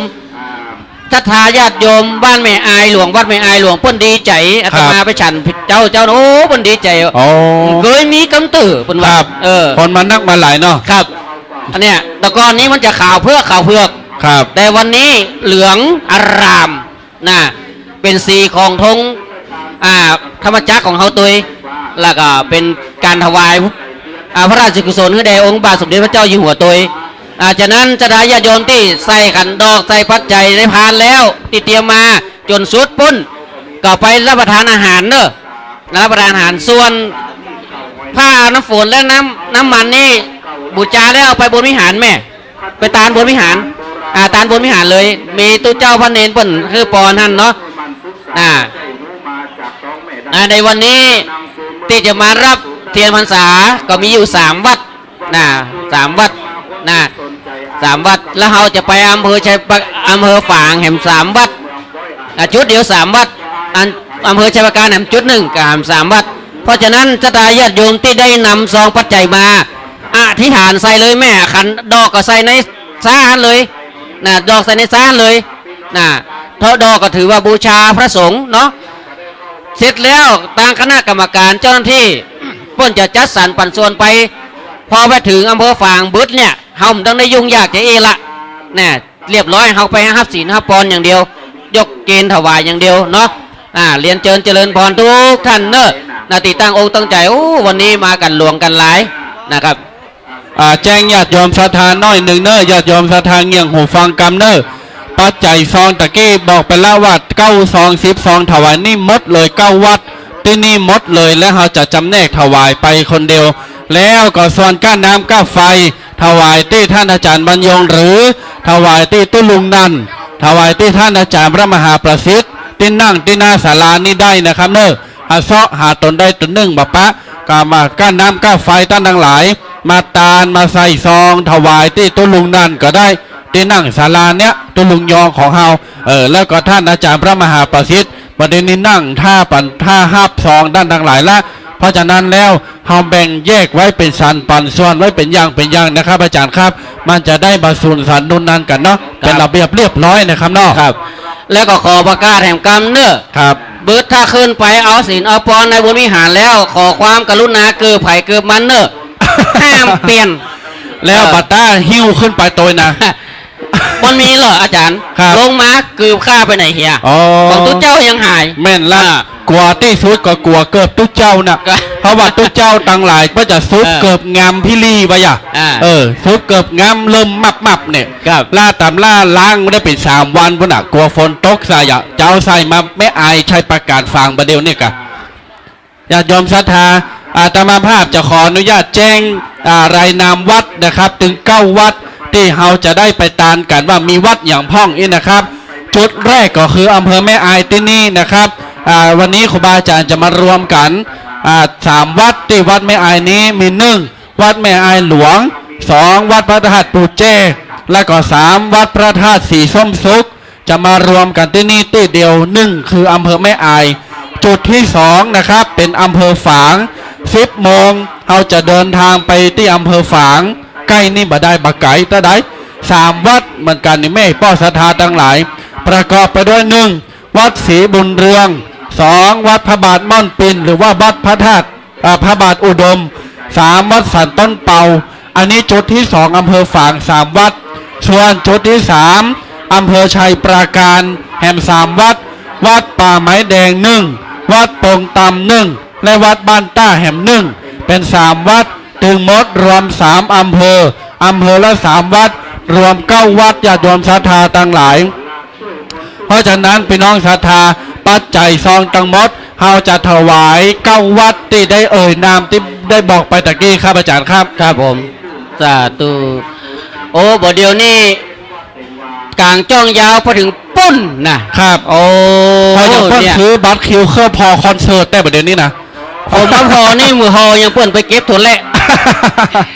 ตั้งเวียงกว่าเป้าบนเก็บถั่วแหละชะถาญาติโยมเปิ้นจะใส่จ้องอะแดงเหลืองเขียวอาตมาก็เลยตั้งชื่อว่า ครับ พ้อยหลวงกลางตุ้งถั่วไรญาติ ตัวระยะ ครับถั่วแหละ ตั้งหลับปนปัญญาเพื่อกินเฮ็ดทอเพื่อกกลางจ้องเจียครับ โอ้ขอพระอาจารย์ว่าปุ้นกันนะที่หันมาเดียวนี่นะ ชุดลูกหูลูกตาประเดี๋ยวนี้ คิดว่าเวลาตะถวายตาลวันนี้คงจะยืดไปหน่อย ครับ นะครับ เพราะว่ามันยาว มันยาว ครับ เอาอำนวยกันไปมาเป็นอย่างขยับขยายกันไป ครับครับ แปลงจิตแปลงใจเพื่อจิต ครับ เพื่อใจให้กันนะครับอาจารย์ครับ ครับผม พี่น้องศรัทธามันนั่งตั้งในศาลานี่ก็ได้เนอะเก้าอี้ตึงโมดตึงวัดนี่เขาเตรียมไว้7,000ตั๋วประเดี๋ยวนี้นะไปยืมบ้านเหนือบ้านใต้บ้านใต้บ้านไตมาหมดดับภัยไปยืมเขมาจนหมด7,000เวทตึงห้องต้าห้องตาลประเดี๋ยวนี้พี่น้องศรัทธาตั้งในศาลานี่ก็จะเต็มละตั้งเต็นท์นี่เต็มเรียบร้อยละสต็อปโยมเมาบ่ต้องไปละชดไปปุ้นตัวก็ได้มันในเพชรก็ได้ญาติโยมศรัทธา ครับ กระไผเอาชาติมาจะปูนั่งกลางฟ้ากลางฝนนี่ชุดแล้วแต่ท่านทั้งหลายเนยแม่เนอะ ญาติโยมที่บูชาผ้าอาน้ำฝนครับน้ำมันไปนี่ก็ไปถวายบนวิหารเลยเนอะ แม่นครับ99 บาทอาจารย์ครับ อ่า ชุดละ ถวายบนวิหาร 99 บาท เลย ถวายน้ำมันถวายน้ำมันเพื่อเติมตะเกียงชีวิตจะถวายแสงสว่างรุ่งเรืองโชดช่วงชัชวานนะครับโรคภัยไข้เจ็บวันนี้จะหมดทุกข์หมดโศกหายหมดพี่น้องชาทาชุดแต่เทวดาก็ยังมาปะพรมน้ำพุทธมนต์เฮือนี่เทวบุตรเทวดาปั่นปอนตั้งเจงไม่ละปูนนี่ตกนักเหนือนี่ก่อนนะ 3-4 เดือนแล้วมันโตครับ แม่นละโอ้ อำเภอป่าอำเภอแม่อายเนี่ย ป็ฮ้อนถึงวันอ่ะ ครับ มาตกวันนี้ว่าเป็นหน้าอัศจรรย์นะครับอาจารย์ ครับเนี่ยปฐมวัดจุ่มเย็นไปด้วยบุญด้วยกุศล ถูกต้องครับ เนี่ยศรัทธาญาติโยมทั้งหลายบุญกุศลที่เฮาทั้งหลายได้ทำนั้นเนี่ยจะเป็นปัทยังคือข้าวห่อเสบียงห่อ ครับ ต่อต้าตางไปสวรรค์นิพพาน แม่นครับ นะพุทธศาสนาเขาก็จะก้างกรุงรุ่งเรืองแหม2,000 กว่าภาษานะศรัทธาญาติโยม ครับ นะก็น่า อ่า ไป ญาติโยมศรัทธาวันนี้คลื่นวิทยุต่างๆ นานาหลายคลื่นหลายท่านหลายคนมาอันประกอบด้วยเครือข่ายคลื่นสีขาวเจ้าภาคเหนือของเฮานี่อันมีว่า91กับ91เมกะเฮิรตซ์96แล้วก็104.50เมกะเฮิรตซ์วันนี้3สถานีตลอดจนถึงเครือข่ายทั้งหลาย ได้ยินได้ฟังตั้นทั้งหลายก็ปากันมาท่านอาจารย์ครับ ครับ นวด ผม งานสารเล่า1 ปีมีครั้งเดียวเนาะ ครับผม 1 ปีมีเตื้อเดียว ก็ถือว่าวันนี้เนี่ยเป็นประวัติศาสตร์ แม่นครับ ของวัดแม่อายหลวงแหลมอำเภอ ถูกต้อง แม่อา ค ย รับ ตัวเองเพราะว่าการถวายเตรียมพรรษานี่บางครั้งจะมาเป็นคณะกัน2 กัน แม่นครั อั บ นนี้เขามาเป็นร้อย เป็นปันคนอ่ะ 179 กันครับ ถูกต้องครับถูกต้องอาจารย์ และแหม2รถบัส ครับแหม2รถส่วนตัวแหมนั ครับ บแล้วส่วนตัวแหมตัวเอง ประมาณ นคบ 2,000 คน2,000 ท่าน วันนี้ครูหลวงพ่อพระเดชพระคุณหลวงพ่อเจ้าคณะอำเภอแม่อายและคณะสงฆ์ยินดีต้อนรับเปิ้นดีอกดีใจหันภาพนี่ปลื้มอกปลื้มใจอาจารย์ครับ ครับ นี่แหละคือพลังบุญศรัทธาญาติโยมหลายในเมื่อเรามีโอกาสมาแล้ว ครั ก็ บ ตั้งใจนะตั้งใจบ่ต้องไปห่วงเรื่องฟ้าเรื่องฝน แม่นครับ นะบ่ต้องไปห่วงสบายใจได้ มัน แล้ว จะ สัจจะอธิษฐาน ครับ สัจจะอธิษฐานใส่บนพานไปจนสุดนะไปจนสุดนะครับ โอ้พอจองนะแดงแดงเหลืองเหลืองเขียวเขียวชมพูมีมดขาวขาวดำดำพอยังเปิดไปเก็บตัวแรก ตู้ดีใจเนอะศรัทธาญาติโยมเฮาเนาะน่ะท่านใดที่ยังไม่ได้รับประทานอาหารเจิญเนอะหลังจากทำบุญนี้เสร็จใส่วางวัดจัดถวายวัดใจเสร็จพุ่นอ่ะตั้งหลังข้างวิหารห้องน้ำก็อยู่ตั้งหลังเนอะน่ะข้าวต้มขนมโอ้มีเยอะแยะน้ำดื่มน้ำกินมีเยอะแยะน่ะตอนนี้คณะสงฆ์ครูบาอาจารย์ก็เรียนเชิญนิมนต์นะครับเข้ามาตั้งในศาลาตัวเองน่ะวันนี้คณะสงฆ์ตั้งใดมานี่โอ้มีกล่องมาตัวมีแห่มาตัวนะ ถ้ามาแล้วยังครูบาอาจารย์มาแล้วยังไม่ได้ฉันก็นิมนต์ได้เนอะนิมนต์จะมีอาจารย์เก้าวัดเอามาที่นี่หมดเลยเนอะไผ่ศรัทธาญาติโยมที่เอาซองมาเตรียมซองมาเรียบร้อยแล้วเนี่ยเอามาหอมที่นี่หมดที่เดียวเลยเนอะ ที่นี่ที่เดียวหมดเลยเพราะว่าไปแฮมตี้หนึ่งเขาจะ ครับ บ่มีการมาหอมมาตานกันนี้ ครับ เขาไปถึงเขาตานเลย ครับที่ตั้งใจเอามา9 วัดเนี่ยใส่นี่หมดแม่ ใส่นี่หมดเลยครับ ใส่หมดเลยเดี๋ยวเพิ่นจะจัดแจงครับ อ่า น่า เดี๋ยวจะมีคณะกรรมการของเขาจะจัดสรรปันส่วน บูธมันจะ เพื่อเรียบร้อ มายุ่ง ใช่ครับ มันจะมายุ่ง ถ้าบูธมันจะไปยุ่งไปถึงเขาก็ตานเลยใน นี่ไทยพานนี่เลยป่ะ ใส่ใน เนี่ย พาน ที่กันดองเนี่ยสุดไปเลยที่9 วัดนะทำความเข้าใจเนอะใครที่เตรียมซองมา9 วัดใส่นี่หมดเลยสุดเลยแล้วบูธครูบาอาจารย์เพื่อจะจัด จะมีเตียนภาษาอยู่10 เล่มเนอะสถาญาติโยม จะมีเตียนภาษาอยู่10 เล่มพานอยู่10 พานคือสถาญาติโยมที่เตรียมมาเนี่ยเอาหอมที่นี่เอารวมที่นี่หมดเลยทีเดียว ทีเดียว แล้วถ้าเบิดเขาไปถึงเขาก็ไปตาน ไปตานอย่างเดียว ครับ อ่า ผมก็ทำความเข้าใจกันเนอะหลังจากให้หอมเรียบร้อยแล้วไผ่จะมาปูจาเอาทางนั้นผ้าอาบน้ำฝนไปถวายก่อนน้อมเจริญปอนเพศเลยเนอะชุดละ99 บาทเหลือมานักบาลายแล้วเนอะเฮาตานเตียนตัวแล้วก็เฮาถวายผ้าอาบน้ำฝนตัวก็ขอน้อมเจริญปอนทางเพศเลยเนอะชุดละ99 บาท หลังจากปูจาเรียบร้อยแล้วเอาขึ้นไปบนวิหารจะมีตู้เจ้าพระเนรของเฮาเปิ้นจะคอยปั่นปอนอนุโมท โอ้ นาบุญ ยังบัดเสียงนะอาจารย์ติวเข้ามาแฮม โอ้ยมาแฮม จัดนัก อันนี้ยังบักเกิงนะ ยั ผม บัก ว่า เกิง นะ เชื่อเนาะติวเข้ามาแฮมจัด เพราะ นัก ว่ารถถึงมดถึงมอนึง179 กันรถตู้รถบ้านแหม2 กันรถส่วนตัวต่างหาก ครับ เพราะฉะนั้นแล้ววันนี้สถามากหลายเพิ่นห้องว่ายติธรรมเนาะมารวมกันมาปะมาตบกันนี่เป็นนับว่าเป็นเนื้อนาบุญเป็นบุญอันใหญ่อันหลวง จัดก่อนเขาทำบุญร่วมกันมา ใช่ครับใช่ ถึงได้มาร่วมบุญกันแฮมอย่าง คน นี้ เราก็บ่มีบุญร่วมกันมาตั้งแต่ชาติก่อน ครับ กงแบบมาปะมาปบกัน ทำบุญร่วมชาติตักบาตรร่วมขัน ใช่ครับใช่ วันนี้ ครับ นะครับ เพราะฉะนั้นแล้วในเมื่อเดินตามมาถึงเรียบร้อยทำธุระส่วนตัวหรือว่าได้หอมกลิ่นหอมตาลเรียบร้อยแล้วยังบ่ได้กินข้าว ครับ ก็ขอน้อมเจริญปอนเนอะจะมีเต้นโฮงตาลอยู่ด้านข้างวิหารนั่นนะครับ ด้านข้างวิหารจะมีโฮงตาลหลายโฮงตาลโอ้ยวันนี้มากันนักกันหลายสถาญาติโยมบ้านแม่อายไม่อาย แม่อายหลวง แม่ ขอ อาง ย เราเนี่ย แม่อาย เปิ้น หลวง เตรียมพร้อมเรียบร้อยไว้ก็ขอน้อมเจริญปอนเนอะไปกินข้าวกันได้เนอะเปิ้นเปิดตลอด ครับ แล้วก็เดียวสักกรรมหนึ่งหลังจากที่เราพร้อมแล้วพร้อมเรียบร้อยเสร็จปุ๊บเราจะตาลถวายตาลเรียบร้อยแล้วก็กินข้าวแล้วก็เดินทางกันต่อ ครับผม เบื้องหน้าตีหันอยู่นี่คือขึ้นบุญเนาะตีเฮาท่านทั้งหลายได้มารวมกันโอ้เป็นที่น่าปลาปลื้มใจติสตาญาติโยมได้ร่วมแรงร่วมใจกันมา ในวันนี้ก็ถือว่าท่านทั้งหลายนั้นได้ทนุบำรุงพุทธศาสนา ครับ บางครั้งบางคราววัดวาอารามก็บอกค่อยจะมีปัจจัยที่จะได้ทนุบำรุงวัดวาอารามนะก็อาศัยสถาญาติโยมที่ ใช่ครับ ช่วยกันคนละเล็กละน้อยทนุบำรุงในวันนี้ยาวเหยียดไปถึงปูนนะก็เรียนเชิญเจริญพร ลูกตาเนาะ ครับ พ่อบาทมดบาเสียง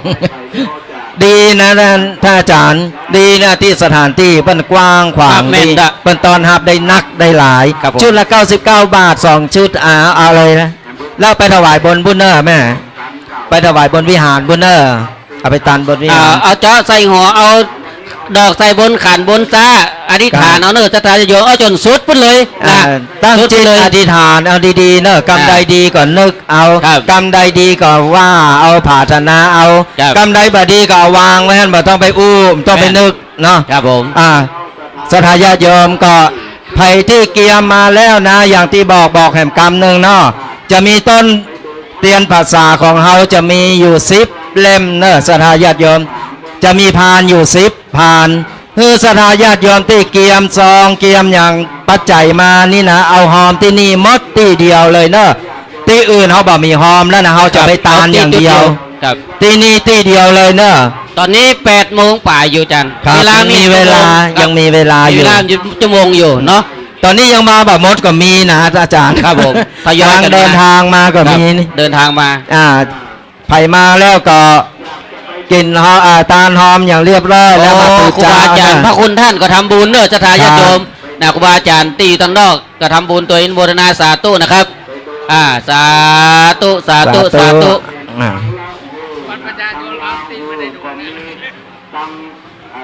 อ่า ขอประกาศเนอะ ไข่ที่ลืมบัตรประชาชนสหบปะพอกำดื้อนางสุธรรมจุลญาตินะอำเภอแม่ริมจังหวัดเชียงใหม่บัตรประชาชนของไข่หายเนื้อติวติดมาติดมาในถุงดอกถุงปัจจัยเนี่ยมาบอนนี้ได้เนื้อนางสุธรรมจุลญาติ อ๋อมาแล้วมาแล้ว ฮะ อาจารย์มาแล้ว อันนี้ของแม่คะ ขอให้แม่ ชาวบาท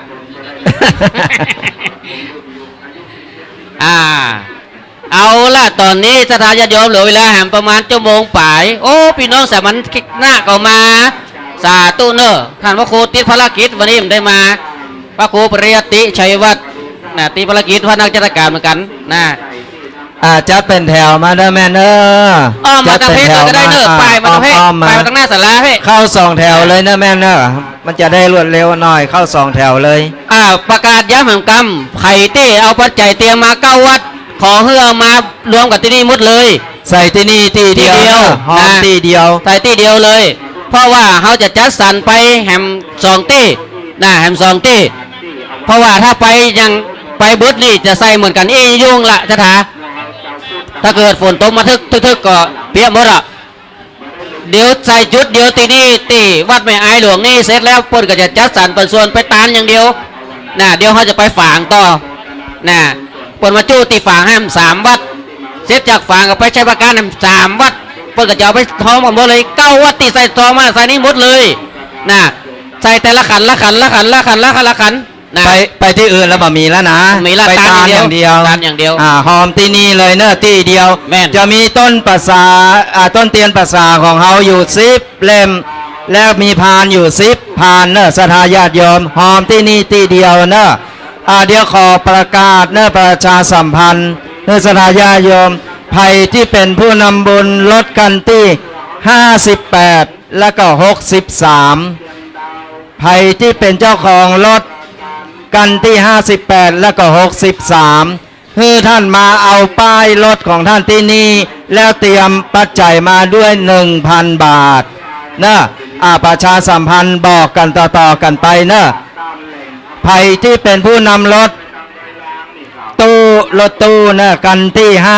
58แล้วก็กันที่63คือท่านมาเอาบัตรรถของท่านได้ที่นี่ที่ประชาสัมพันธ์ของเราและเตรียมปัจจัยมาด้วย 1,000 บาทได้ยินไผ่ที่นั่งรถมาช่วยประกาศและช่วยบอกกันต่อๆกันไปโดยนะ ท่านที่บูชาผ้าน้ำฝนไปถวายตีในบนวิหารเลยเนอะขึ้นไปถวายบนวิหารเลยก็เป็นอย่างซองใส่ไปเลยแม่ เตรียมมากี่ซองใส่ไปเลยใส่ ใส่ไปเลย ตาม แม่ ที่นี่ที่เดียวหมดเลย แล้วก็เขาจะแบ่ง ใส่ สรร บน ปัน พาน ส่ ไป วน เลยแม่บ่ ใส่ มี บ ซ น อง พาน เป็นอย่างโอ้ยังยาวเหยียดอยู่อาจารย์เอ๋ยเนาะ นะครับ อันเนี้ยขึ้นบุญพลังบุญจะทายาทโยมเหมือนกับแบงแก้วของศาสนาช่วยกันกำยันพุทธศาสนาของเราจะทายาทโยมทั้งหลาย นี่แหละคลื่นแห่งธรรมกับกองทัพธรรมอย่างดีเนาะก็เตรียมมาแล้วก็ใส่ให้หมดนะซองที่เตรียมมานะ วันนี้เขาตาลที่เขาจะเอามารวมกันที่นี่ที่เดียว แล้วจะมีเจ้าหน้าที่ของเขาแบ่งสรรปันส่วน ไปถึง9 วัด9 วา มันจะได้แบบเสียเวลาเนาะอาจารย์ วันนี้เขาก็จะได้ยินเสียงก้องเสียงกลองเนาะโดยคณะแม่บ้านตังบ้านแม่อายนี่ก็ดีคณะสถาที่เพิ่นได้แห่แห่นแต่สยโยโกห้องเฮเตบุเตวดาพญาอินพญาพรหมพยมมาลาดคุดนัดน้ำประไมไอสวนตนจำบุญจำบาปจนจำน้ำญาติหมายตาลได้มาพัตตานโมตนากองบุญกองกุศลในวันนี้หลั่งไหลกันมาจากทั้ง4 ทิศมาร่วมกันถวายเตียนพรรษาในวันนี้ด้วยพลังบุญนี้จะทำให้ท่านทั้งหลายนั้นมีความสุขความเจริญแล้วก็ปรารถนาสิ่งใดก็สมความมุ่งมั่นปรารถนาช่วงนี้เขาช่วงร่วมบุญกันก่อนไถ่ที่นำซองมา9 วัดนั้นเอามาลงที่นี่หมดเนอะบึดจะได้ไปขยายแหม2 ที่เอามาให้มาหอมเอามารวมที่นี่ตีเดียวนะเดี๋ยวจะมีเจ้าหน้าที่ของเราเนี่ย จุดเดียวเลยแม่ จัดสรรปันส่วนใส่จุดเดียวเลยนะใส่พานละซองพานละซองพานละซองนะจะไผ่เอามานักก็ใส่นักไผ่เอามาหลายก็ใส่หลายไผ่มาน้อยก็ตามจิตศรัทธาเนอะศรัทธาญาติโยม หลังจากนั้นแล้วไอจะมาปูจานะปูจาผ้าอาบน้ำฝนเจิญด้านในไปเลยนะน้ำเจิญเจริญพรด้านในนี่ชุดละ99 บาทนะแล้วขึ้นไปถวายบนวิหารตรงบนบนนะใจครับใจปูจาได้นะชุดละ99 บาทเป็นผ้าอาบน้ำฝนแล้วจะมีน้ำมันเติมตะเกียงคือตัวเขาจะได้เป็นปนห้องว่าเพิ่มพลังบุญจะได้สว่างไสวัยน้ำเจริญพรกันได้นะชุดละ99 บาทแล้วขึ้นไปบนบุญบนวิหารจะมีตู้เจ้าพระเนรของเฮาปั่นปอนอยู่ฮันเนาะศรัทธาญาติโยมที่จะทำบุญกับน้ำกับไฟ ก็ขอให้มาถวายที่อาจารย์พระมหาประสิทธิ์นี่เนอะที่นั่งอยู่ตรงหน้านี่นะบางคนท่านก็ยังบ่เข้าใจเตื้ออาจารย์มหาประสิทธิ์นั่งอยู่ตรงนี้ที่ใส่แว่นตานี่นะแต่ทำบุญกับน้ำกับไฟในส่วนของขึ้นสถานีวิทยุตังโดยรอเนาะรวมกันที่นี่ที่เดียวเลยนะ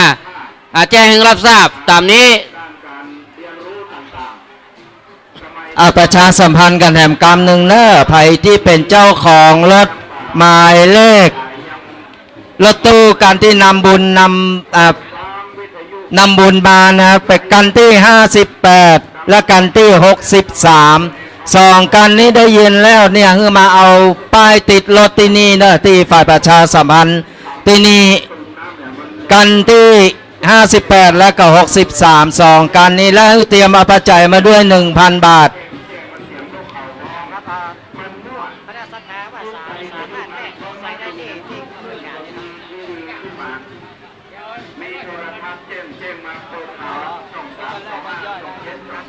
ไผ่เมื่อมีแบงค์ย่อยนะไผ่ว่ามีปัจจัยย่อยหรือว่าตังย่อยเนี่ยก็ไปแลกกันได้ที่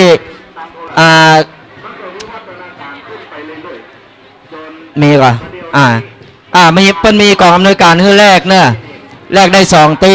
เป็นแบงค์ย่อยก็ไปแลกได้ตีไอต้นคาหรือว่าปืนเก้าสลีที่นี่นะประชาสัมพันธ์เนอะสรายาติโยม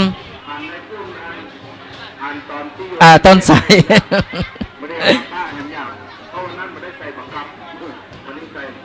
บอกกันต่อกันไปเนอะสรายาติโยมซองที่เฮาเกียมมาถึงมดถึงมวลนั่นนะเอาใส่ที่นี่หมดเลยเนอะถวายที่นี่หมดเลยเฮาจะมี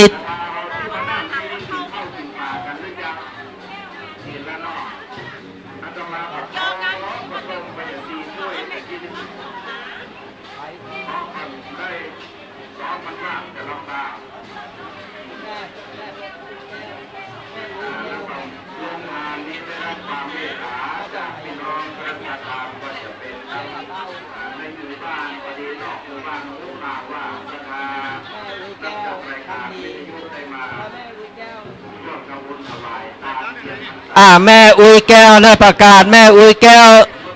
งานดีเนาะงานดีแม่อุ้ยแก้วงานดีอยู่ทางใดเพื่อนนั่งเฝ้าเพื่อนมาเสาะหาว่าเพื่อนหายไปไหนปัดกันทางใดวะมาเพ่น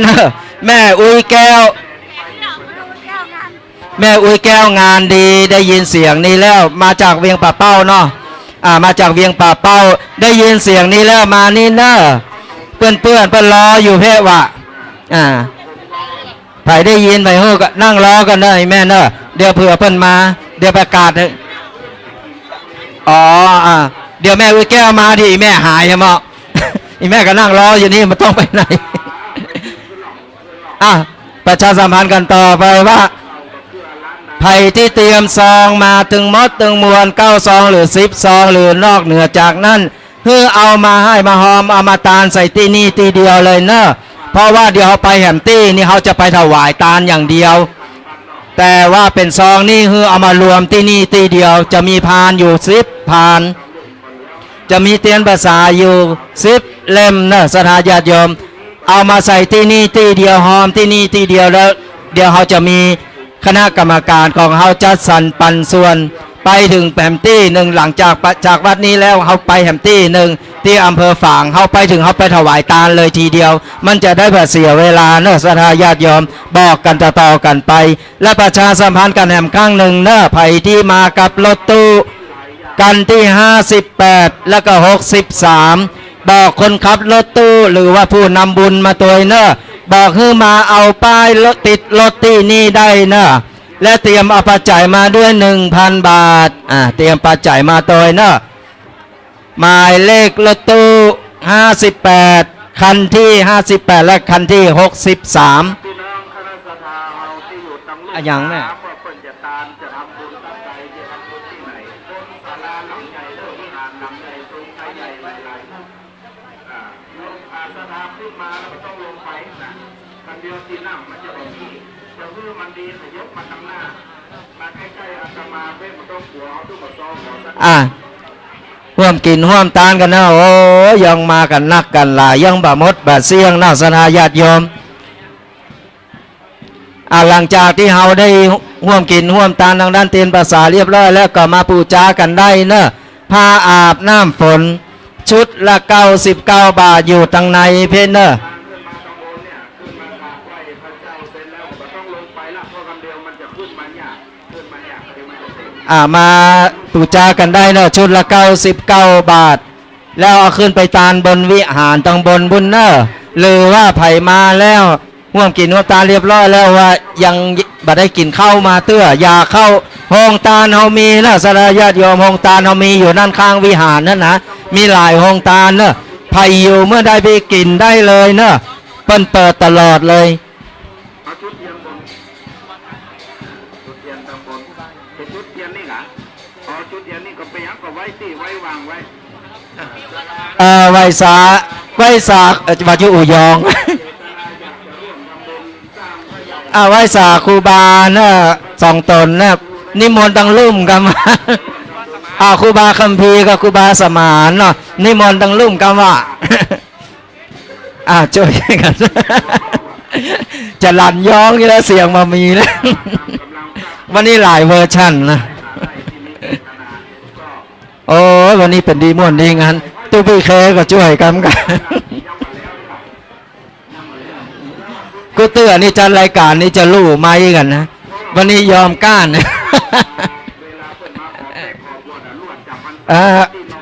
ชุดละ99 บาทแม่โอเคเอาขึ้นไปตานบนนั้นเลยเนอะ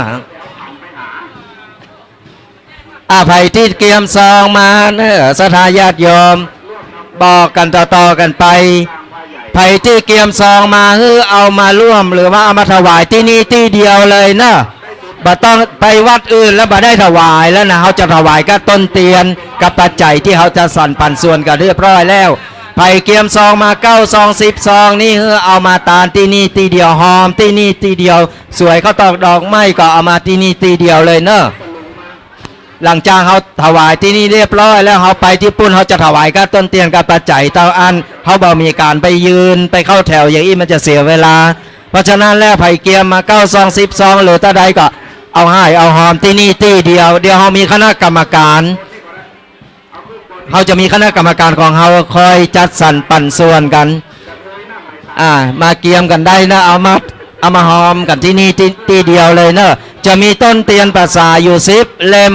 จะมีพานปัจจัยของเขาแหม10 พานเนอะสถาญาติโยมเอาให้เอาหอมที่นี่ที่เดียวเลยเนอะ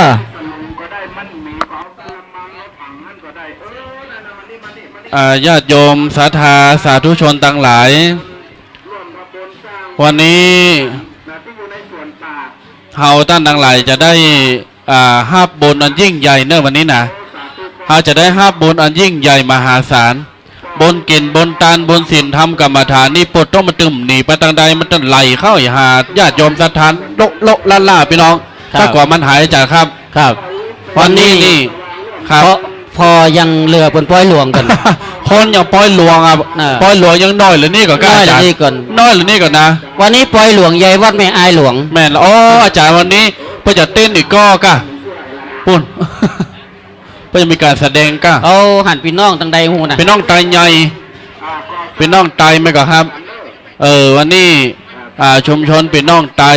นะครับเป็นต้อนรับแล้วก็มาร่วมอนุโมทนากับหมู่เฮาเจ้าข้าท่านทั้งหลายนิมนต์ครูบาอาจารย์พระสงฆ์องค์เนรทั้งหมด แม่เอาซอง ศาลา ใส่ นะ พูด ค เล รั ย บ เด้อใส่เลยนะ นักหอมนักมีน้อยหอมน้อยมีสาวบาทก็หอม 10 บาทเอาไว้ไปตั้งหน้าตัวเองเนี่ยเอาไว้ไปตั้งหน้าเอาทำบุญตั้งจิตตั้งใจแท้ ญาติโยมศรัทธาสาธุชนทั้งหลาย ใส่พานดังหน้าเลยแม่ที่ ไม่ มี เอา ต้น ใส่ เตีย ซ ง องเอาซองใส่พานเลยซองใส่พานเลยแม่ฟังนี่เนอะศรัทธาญาติโยมปากันฟังเนอะมาถ้ามาถามแหมแล้วนะ ประกาศบ้าเอาซองใส่ไหนเจ้าประกาศบ้าเอาซองใส่ไหนข้าบอกโอ้ง่อมไม่เนาะ ก็ได้อย่าเป๋ใส่ถุงย่ามทุกเจ้านี่ละ แล้วใจญาติโยมศรัทธาสาธุชนทั้งหลาย เอาซองใส่ที่พานเก้าพานที่กำลังเข้าแถวกันไปเดียวนี้เนอะถึงเก้าวัดเอาเปาะกันท่านหมดเลยญาติโยมศรัทธาทั้งหลาย ไม่ต้องไปรวมกับไม่ต้องไปใส่วัดที่2 3 4 5 6 7 8แล้ว ใส่ที่นี่ที่เดียวหมดถึงเก้าที่เลย แล้วแฮมเบิร์ดหนึ่งคณะกรรมการเพื่อจะนับและคัดแยก ว่าอันนี้มีตาใด แล้วเพื่อจะยกไปตานรอบเดียวกำเดียวเลย เพราะฉะนั้นแล้วญาติโยมศรัทธาสาธุชนทั้งหลายชื่อเอาไว้เนอจำเอาไว้เนอพี่น้องศรัทธาเนอเพราะฉะนั้นแล้ววันนี้เพิ่นบอกว่าอยู่ปืนฟ้าบัท่ากลัวฝนอยู่ปืนฟ้าไปกลัวฝนญาติโยมศรัทธาโทษแต่ตัวเจ้ายังบ่กลัวฝนนี่ ตัวเจ้าสบายนั่งอยู่ปืนศาลา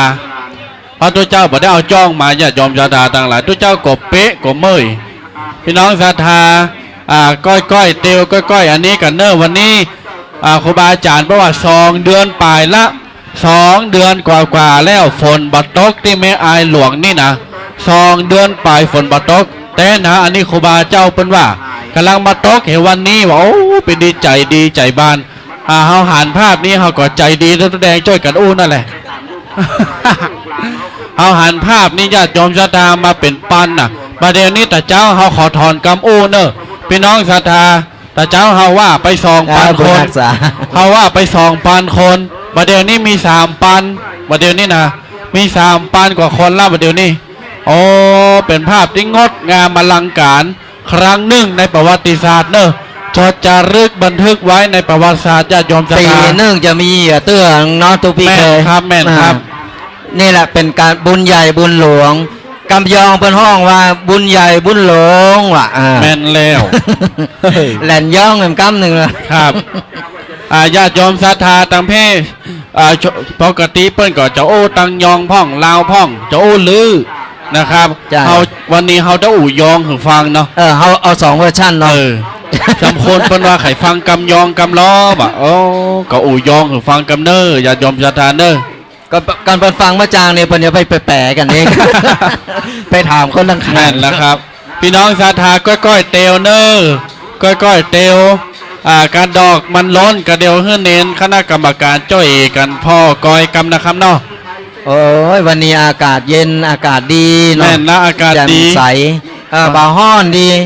ก็นี่แหละวันจุมวันเย็น ฮ้อนกะยี่คือบ่ฮ้อนกับบ่ฮ้อนนี่แต่กี้นั่งวีนี่พับเนี่ยหาว่าบ่ฮ้อนรถแดงก็ว่าไปเลย มีกับตัวเจ้าฮ้อน ตัวเจ้านี่ศรัทธาเปิ้นบ่ฮ้อนเปิ้นเนี่ยอยู่การฝนตกหามเปิ้นบ่ฮ้อนตัวเจ้านี่ฮ้อนกะฮ้อนใจแต่บ่ฮ้อนกะไก่แม่ศรัทธาญาติโยมทั้งหลายเพราะฉะนั้นวันนี้ว่าเล่นเอาม่วนเอาหนัวกันเนยไปโคตรไปเกียดวันนี้เฮามาเป็นพี่เป็นน้องยังว่าเป็นเจ้าเฮาเป็นครอบเป็นครัวเป็นพี่เป็นน้องเป็นพ่อเป็นแม่ด้วยกันพี่น้องศรัทธาหลายวัดหลายบ้านหลายจังหวัดเนาะดังคืนวิทยุ91คืนวิทยุ96คืนวิทยุ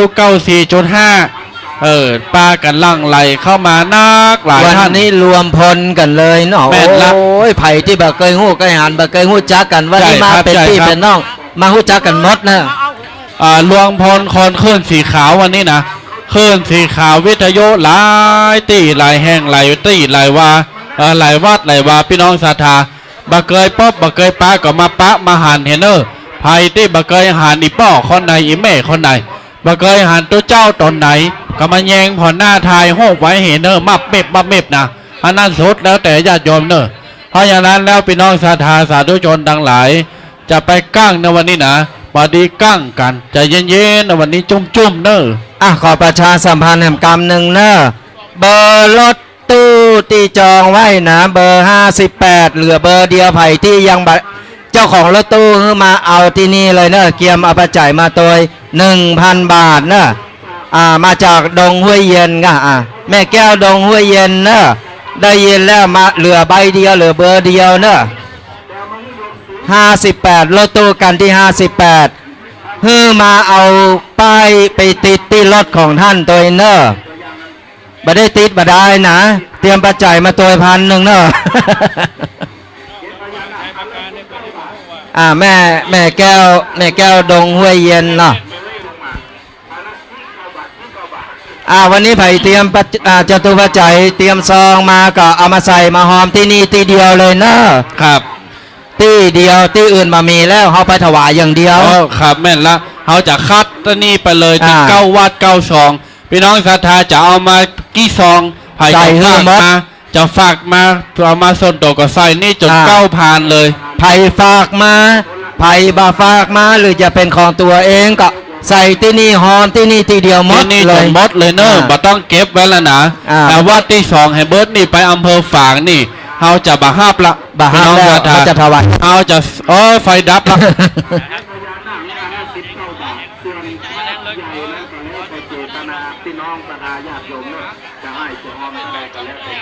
อ๋อเดี๋ยวก็จะมีการแสดงตัวเนอะสถาญาติโยมเดี๋ยวเนอะ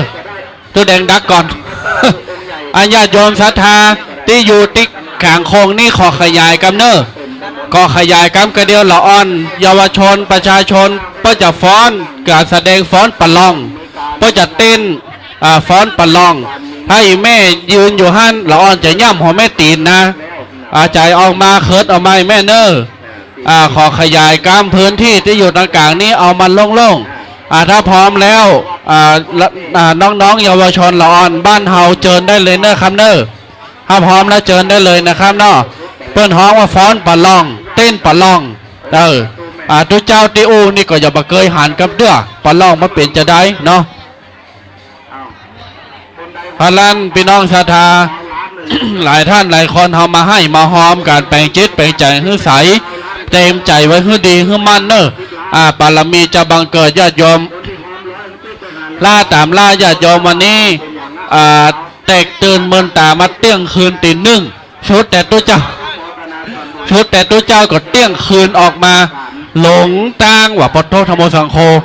เขาออกมานี่เตี้ยงคืนเขากะว่าจะมาแผ่วนี่ตี 4เป็นว่ามาแผ่วนี่ประโยชน์6 โมงเขาหลงอีกแม่เหยเขาหลงไปเท่านั้นเห็นแบบฮุพี่น้องสถานน้ำเบอะบะก็มาละนี่น้องสถานน้ำเบอะบะ บ้านแพะน้ำเพอพระบ้านห้องลงลิ้นมามดมานักมาหลายโมทนาเนอะอย่าจมศรัทธา บุญเนอะวัดสปุงน้อยก็ม่วงน้อยตุบ อนุโมทนาบุญด้วยเนอะ อัน ไปวัดบนพายังมาได้ปูจาเป็นผ้าอาบน้ำฝนก็น้ำเจริญปอนเพศเลยเนอะชุดละ99 บาทจะมีผ้าอาบน้ำฝนแล้วก็จะมี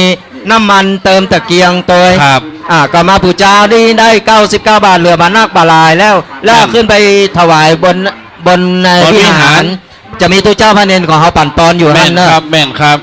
น้ำเจริญปอนเหลือบานักบาลายแล้วเนอะ เอามาปูจาได้เนอะญาติโยมเนอะเอาละต่อไปนี้จะเป็นการแสดงฟ้อนประลองของนักเรียนเยาวชนละอ่อนบ้านเฮาจะฟ้อนต้อนรับอย่างพี่น้องศรัทธาประชาชนขึ้นสีขาวญาติโยมศรัทธาภายจะพ่อก็พอได้จะให้จะหอมจะห่วมทำบุญก็พอได้เนอะแล้วแต่เจตนาศรัทธามาเท่าแต่นั้นพี่น้องศรัทธามาให้มาหอมมาปูจาผ้าอาบน้ำฝนกับน้ำพืชน้ำมันเติมตะเกียงเนออย่าจมศรัทธาเนอศรัทธาสาธุชนต่างหลายเอาละต่อไปนี้ขอเสียงปรบมือกำลังใจให้เราอ่อนกันเนออย่ายอมเนอสำนักสงฆ์ทุ่งกวางทองนะครับเนอจะได้แสดงหน้าโอกาสบัดนี้เจอเลยครับเนอ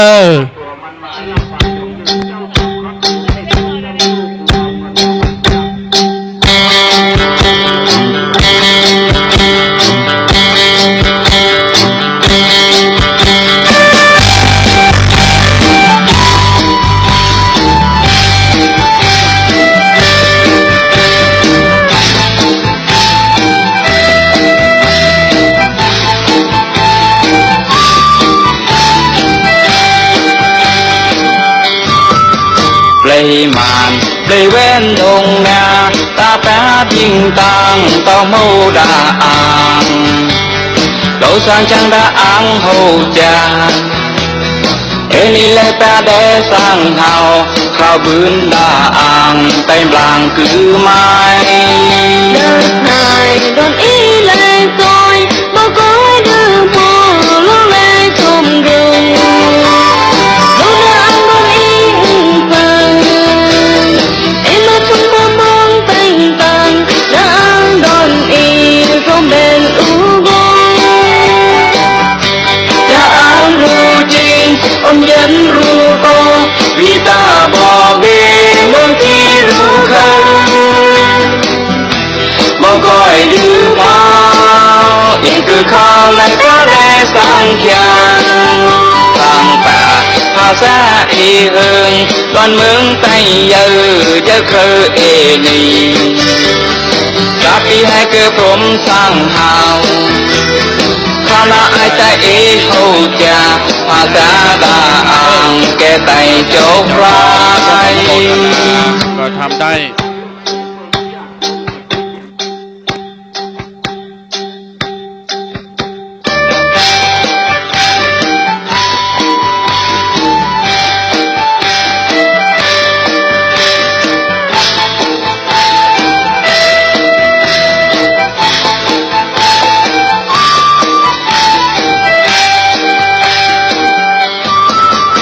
Thơ đàng thạc mến u hư Yêu khớ mung gô Khứ ca lê quầy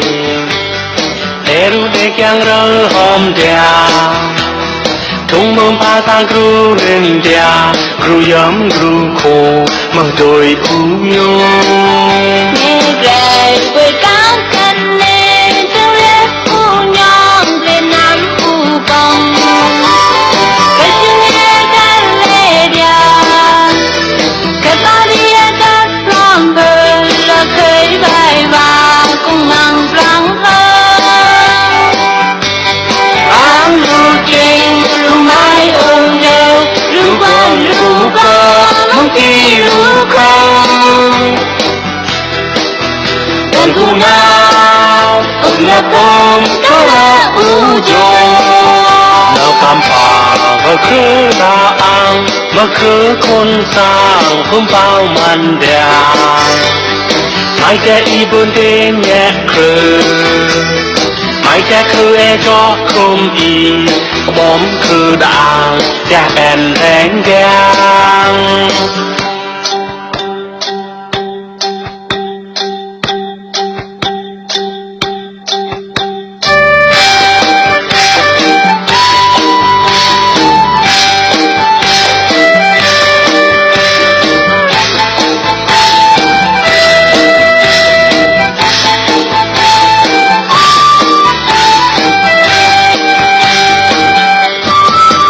Khứ tàng dài chế Mềm giang dài chế mông cô Các có lê khỏi Thế cụ chế gang lên chừng đàm Tung mềm pha xa chiu cha ê Xăm lối xăm vằng mù đồ ưu ti cho cha sắm mưa tăng hê trái rêu cả tăng vai nam u cô trong tăng đại grom e đà trời không nói grom thương cha và lấy tròn lòng hê ngồi xa ya Ang ru chi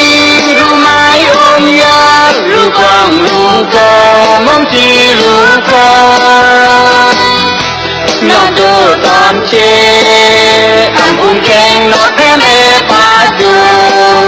Chẳng tâm thà vai khứ e đàng Mùa khứ quân sơ ngày Cái má nó ca cha Khu dê y bươn nhẹ khứ e Khu dê khứ e chok kem y Grom bố khứ tàng Nàng plom e tiang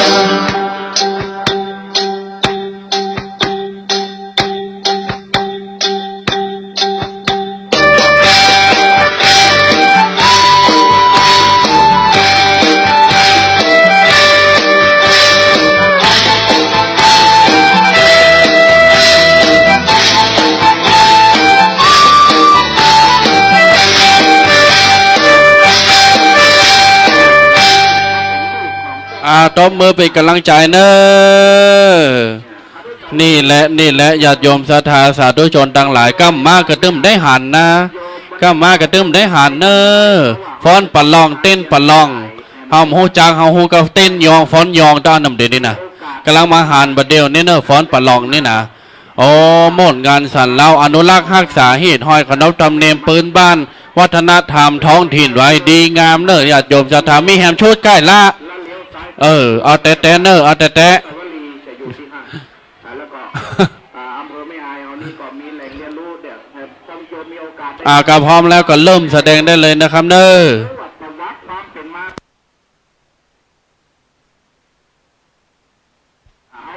ญาติโยมกับท่าพอท่าคอยกันเนอะว่าจะม่วนจะม่วนจะงันจะนัวจะได้มันเหมือนเต้นอีกก็บ้านเฮาอ่ะมันเหมือนเต้นแมวตองแปงปองแปงฮันว่ะมันเหมือนนะญาติโยมศรัทธามันม่วนคนละอย่างนะแฮมยามันเหมือนฟ้อนเล็บเนอะชาตึงโดนนะมันเหมือนเนอะนี่มันตึงตังมันม่วนนะมันเต้นเนี่ยนะมันเจ๊ฟ้อนเนี่ยแต่พ่อแม่ศรัทธาพอเนอะภายข้าเต้นก็เข้าไปเต้นตัวข้าเต้นปะลองก็เข้าไปเต้นตัวได้เนอะพ่อแม่ศรัทธาเนอะแล้วแต่พี่น้องศรัทธาภายจะให้จะหอมมาเดี๋ยวนี้ก็มาให้มาหอมได้อยู่เนอะญาติโยมเนอะยังพอมีเวลาอยู่หลังจากที่นักเรียนละอ่อนเยาวชนเฮาแสดงจบปุ๊บแล้วเฮาจะได้ขึ้นไปตามนะญาติโยมศรัทธาแล้วการแสดงจบปุ๊บเฮาจะขึ้นไปตามเลยเนอะญาติโยมศรัทธาเนอะเพราะฉะนั้นแล้วไผ่บ่ได้ให้ได้หอมก็มาให้มาหอมเหียไผ่บ่ได้ใส่ซองก็มาใส่ซองเหียตีพ่อสลุงดีๆพ่อถุงแซวดีๆพ่อกระเป๋าดีๆเนอะไปมันตกเดี๋ยวไปให้มันวิทย์มันขาดให้นั้นแล้วพี่น้องสาธาญาติโยมสาธุชนดังหลายเอาละถ้าพร้อมแล้วก็เริ่มได้เลยนะครับเนอะ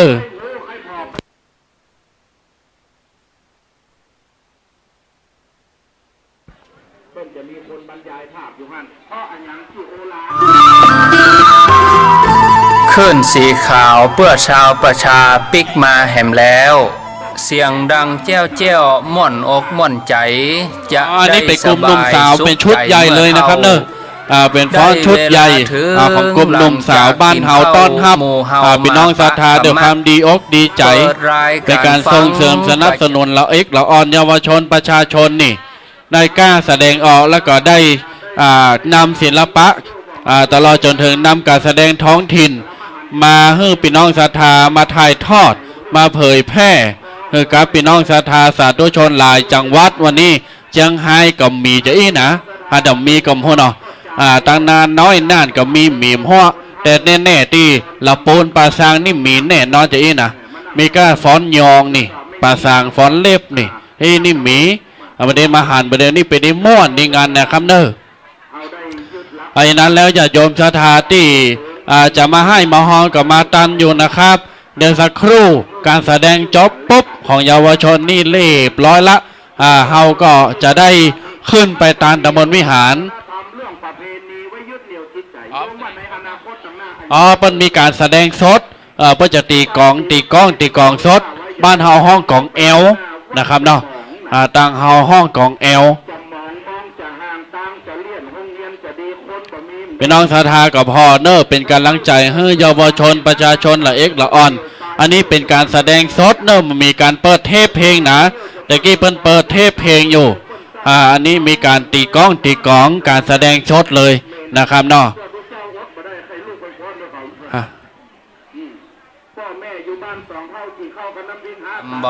เพราะนั้นญาติโยมศรัทธาที่มาให้มาหอมกำลังเดินตามมาประเดี๋ยวนี้ก็มาได้เลยศรัทธาญาติโยมเนอมาให้มาหอมอนุโมทนากันได้ภายจะหอมเพิ่มเติมประการแห่งกรรมก้านน้ำก้าวไฟนี่ก้านน้ำก้าวไฟมาที่ด้านอาจารย์พระมหาประสิทธิ์เนอจันเนอญาติโยมศรัทธามาที่ด้านอาจารย์พระมหาประสิทธิ์ได้มาให้มาหอมมาร่วมทำบุญส่วน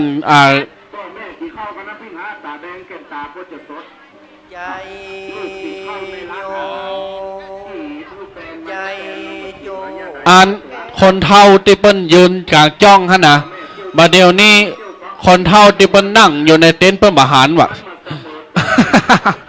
เปิ้นเยงพอตั้งได้ก็ตึงมาหันเปิ้นว่าก็สูย่ำลูกมาพอใกล้ๆเปิ้นให้ลูกกว่าเก้าอี้หายการลูกแล้วเก้าอี้เมียเก้าอี้หายแซบหมดอ่ะขนาด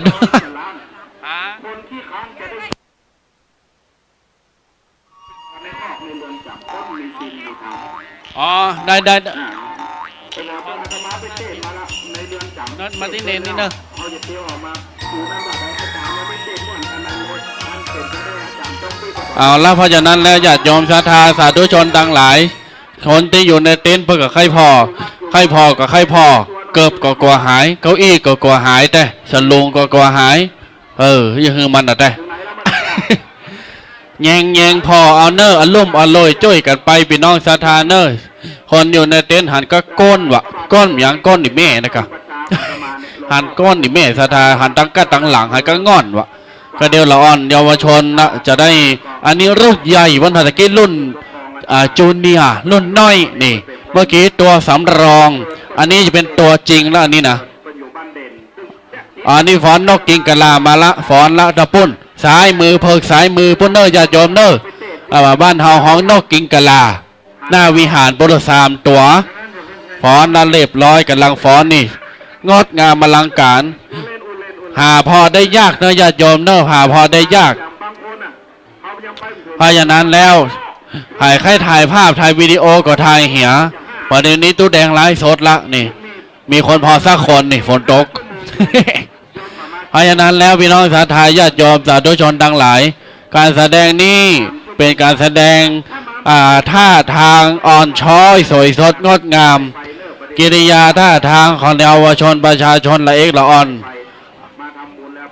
ประเด็นมี2จุ่มก่อนเพิกซ้ายบนเป็นนกกิงกะลาเพิกขวาเป็นเต้นเพิกขวานี่ก็เป็นเต้นนี่มี2ชุดเนอะให้จะพอตั้งได้ก็พอเตอะอีแม่ปะเมาหัวเล่าไอ้แม่ว่าทุกเจ้าก็ปะเมาหัวละตั้งหลังก็ดีเยงเขาก็กอดถุงย่ามเขาหายชาตังมี5 ล้านไปตั้งหน้าก็ดีพอละอ่อนฟ้อนตั้งซ้ายก็ดีพอวิหารก็ดีเยงเขาก็มีติ้นนั่ง อยู่ปะเมาหัวอันนั้นแล้วญาติโยมศรัทธาสาธุชนก้อยๆเนอฝนตกพื้นมันมืนนะครับก้อยๆเตียวก้อยๆย่างกันกระบายจ้อยเหลือเฟ้อเกิดไปป้าแม่ศรัทธาวันนี้เฮาบัดสวะบัดละบัดขว้างกันเนอะวันนี้เฮาเป็นคลื่นอันหนึ่งอันเดียวกันคลื่นสีขาววันนี้นะ91ก็มานี่96ก็มาเนี้ย104.50ก็มานี่หมดพี่น้องศรัทธาวันนั้นแล้วอยู่ตั้งใดก็ปากันมาลั่งไหลกันมาอำเภอแม่อายอำเภอฝางอำเภอชัยปราการเพราะฉะนั้นแล้วญาติโยมศรัทธาสาธุชนทั้งหลายให้ที่อยู่ตั้งบ้านฟังวิทยุบ่ต้องเสียใจไปเนอะท่านบ่ต้องเสียใจที่ท่านบ่ได้มาที่ฟังวิทยุอยู่นะท่านบ่ต้องเสียใจอนุโมทนายอเกียรติยอตาลสาธุ5ฟังเนอะกระเปิ้นว่าตาลกระเปิ้นไหว้พระอีแม่ก็อ้อยพระกระเปิ้นอลาหังซ้ำไม่แม่ก็ไหว้พระกระเปิ้นห้าบศีลนี่แม่ก็ห้าบศีลว่าศีล5กระเปิ้นเนอะกระเปิ้นปอนนี่แม่ก็หยาดน้ำแม่เนอะเกียมน้ำหยาดไว้ที่บ้านให้ที่อยู่ตั้งบ้านได้มาเกียมน้ำหยาดไว้พระแม่ศรัทธาทั้งหลายเพราะฉะนั้นแล้วเราจะได้ยอเกียรติยอตาลตัวกันถึงอยู่ที่นี่ตัวถึงอยู่ที่บ้านตัวมันม่วนมันกันประเพณีวัฒนธรรมของเฮาการกินการทานโดยเฉพาะการถวายเตียนวาสานี่บ่ฮื้อขาดไปไหนญาติโยมศรัทธาพระแม่ศรัทธาทั้งหลายบดีขาดบดีละไปไหนเนอะปีนี้มา3 อำเภอมาอำเภอแม่อายอำเภอฝางแล้วก็ชัยปราการ3 วัด3 อำเภอละ3 วัดรวมเปาะกันเป็น9 วัดพอดีญาติโยมศรัทธาเพราะฉะนั้นแล้วเชิญชวนญาติโยมศรัทธาจ้อยรักษาอนุรักษ์ฮีดหอยขนบวัฒนธรรมขนบธรรมเนียมกับอีไว้สืบฮีดสารหอยด้วยดีเฮาท่านทั้งหลายจะได้ช่วยกันทำนุบำรุงพระพุทธศาสนาประเดี๋ยวนี้ญาติโยมศรัทธาใครจะมาให้มาหอมก็มากันได้เนอะมาให้มาหอมกันได้ญาติโยมศรัทธาเนอะเอาซองปัจจัยมาสตุ้งสตางมาพระตังเหรียญก็ได้10 บาทบาทตา50 บาทถาม300หมอกงาม 3,000 30,000 300,000 3 ล้านก็ได้เนอะญาติโยมศรัทธาสาธุชนทั้งหลาย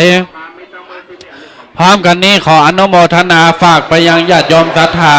ที่อยู่ตั้งน้อยหมู่3กันอุ้ยมาเด้อไอ้ที่ฝากกันอุ้ยมาปะแดงเลยเด้อมันน้อยหมู่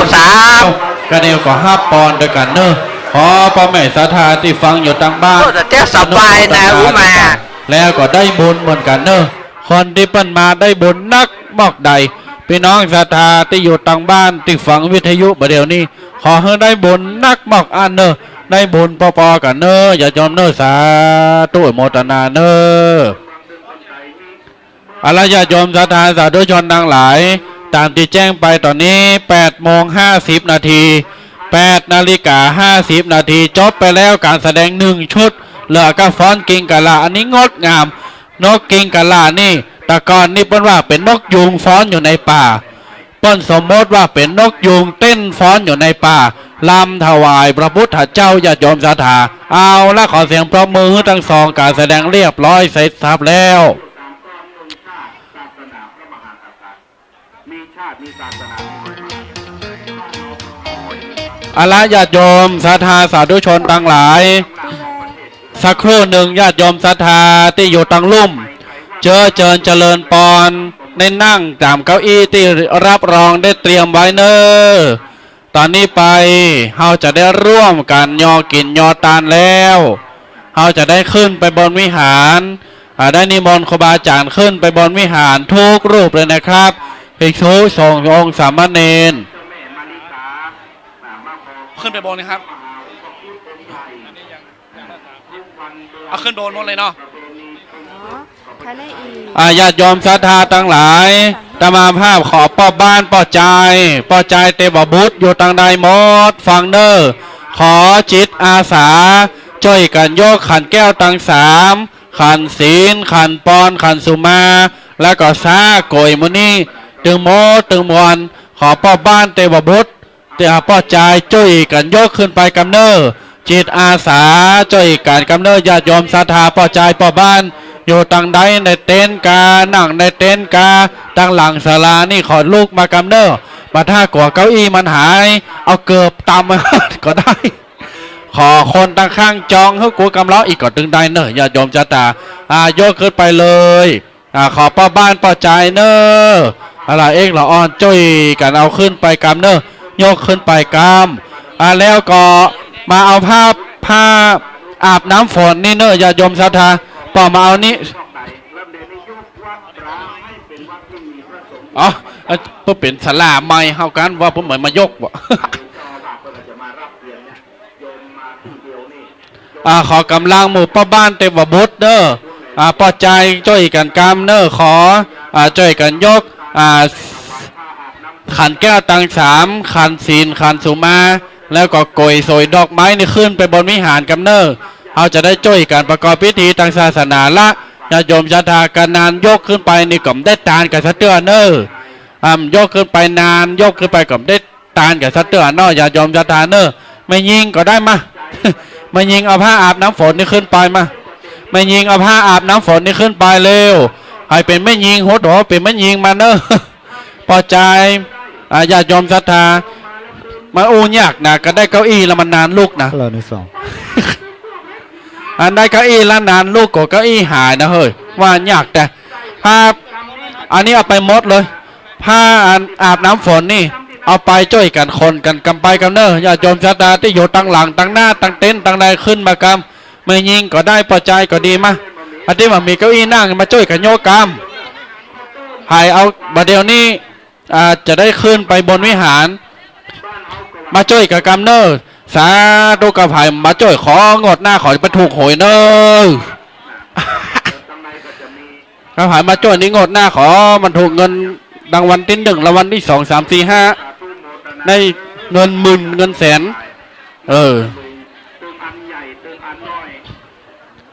หาใครถูกหวยมาเนอดู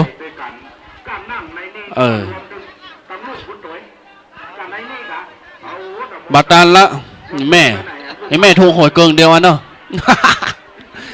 เอาละอย่ายอมศรัทธาว่าเล่นเอาม้วนเอางานเนอะโทรหอยมากันโม้เนอะอย่ายอมอาจารย์เขาว่าขอมาช่วยกันโยกบัดได้นี่มีให้มาแต่กระปันปอนคือโทรหอยนี่ปโทษรูปลับขายโคป้อมเต้นอ่ะเอาละอย่ายอมศรัทธากันเดียวนิมนต์ครูบาอาจารย์พระเจ้าประสงค์นั่งอยู่ตังบนนะครับได้ขึ้นไปบนวิหารกุตนเลยนะครับถ้าสะดวกขึ้นไปนะครับนิมนต์ทุกตนเลย อย่ายอมศรัทธาเศร้าว่าหาที่นั่งเนอมีที่นั่งกระเดียวตัวเจ้าจะลุกละ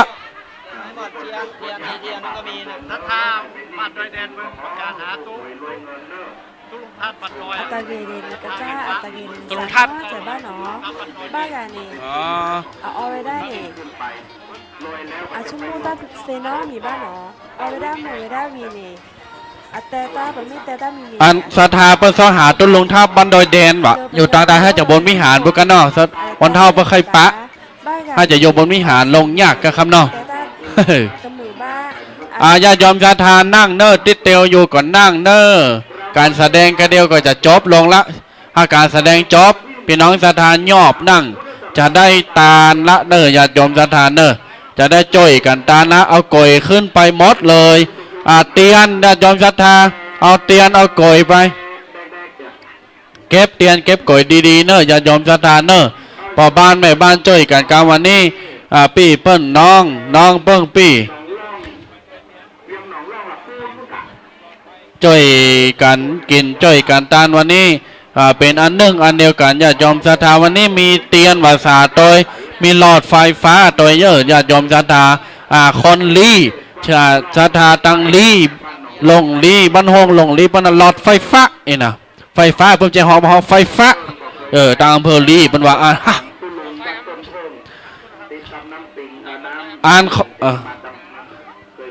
อันนี้แม่ตะกี้ไม่ไหนเฮียที่จะมายกสลงบัตตันเนี่ยเอาหลอดไฟไปแหมสามโหลอย่าโยมศรัทธามีหลอดไฟนี่แหม3 โหลเนอะหลอดไฟนี่แหม3 โหลภายมานี่มันถูกหวยแล้วแม่มาภายมานี่มันถูกหวยสาทุกเพียงขอให้มันถูกหวยมาละนี่มันอันไหมนี่แม่งามเลยแม่วันนี้แม่งามแม่ได้ถูกหวยนี่อาทิตย์เจ้านี่2 คนนี่ถูกหวยเลยแม่นะแม่2 คนนี่ขอถูกหวยรางวัลที่1เด้อ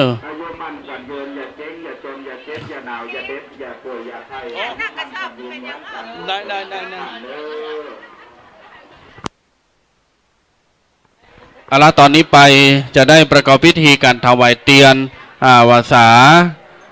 ตังบนวิหารนะครับเพราะฉะนั้นแล้วเชิญญาติโยมศรัทธาท่านสาธุชนทุกท่านได้เสาะว่าหาที่นั่งเนอญาติโยมกำมันปอนั่งปืนก็ได้ไม่พอไม่ศรัทธานั่งปืนก็ได้ตั้งปืนนี่มันพอเปื้อนตะใดนะครับเอาศาสตร์ห้องเอากระสอบห้องก็ได้เนอญาติโยมเนอเพราะฉะนั้นแล้วตอนนี้ไปจะได้โอนไม้ไปตังท่านอาจารย์พระโคบรรยงนะครับพระโคบิวัฒนวิกรมตำบลวิหารนะครับเนาะได้เมตตาประชาสัมพันธ์และก็ประกอบพิธีการต่อไปนะครับอย่าโยมศรัทธาที่อยู่ตังลุ่มนั่งเนอเดี๋ยวจะได้ตาลละก็เดี๋ยวจะเมื่อยปิกไปบ้านนี่ปโตเพอจะแผ่วบ้านก็จะแผ่วน่านนะ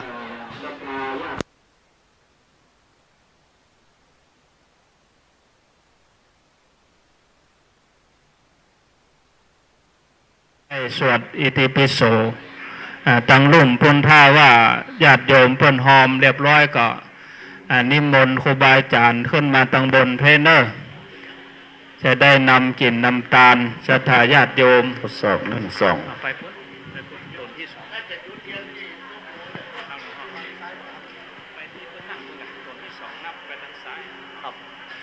เขาจะได้สวดอิติปิโสกันเดี๋ยวก่อนเชิญญาติโยมนะก่อนจะทำพิธีเตรียมความพร้อมต้อมจิตต้อมใจศรัทธาญาติโยมกับใครที่อยู่กับวัดแม่อายหลวงนี่มันเมินเนาะแต่เนื่องจากว่าจำกัดเรื่องเวลาตอนนี้ก็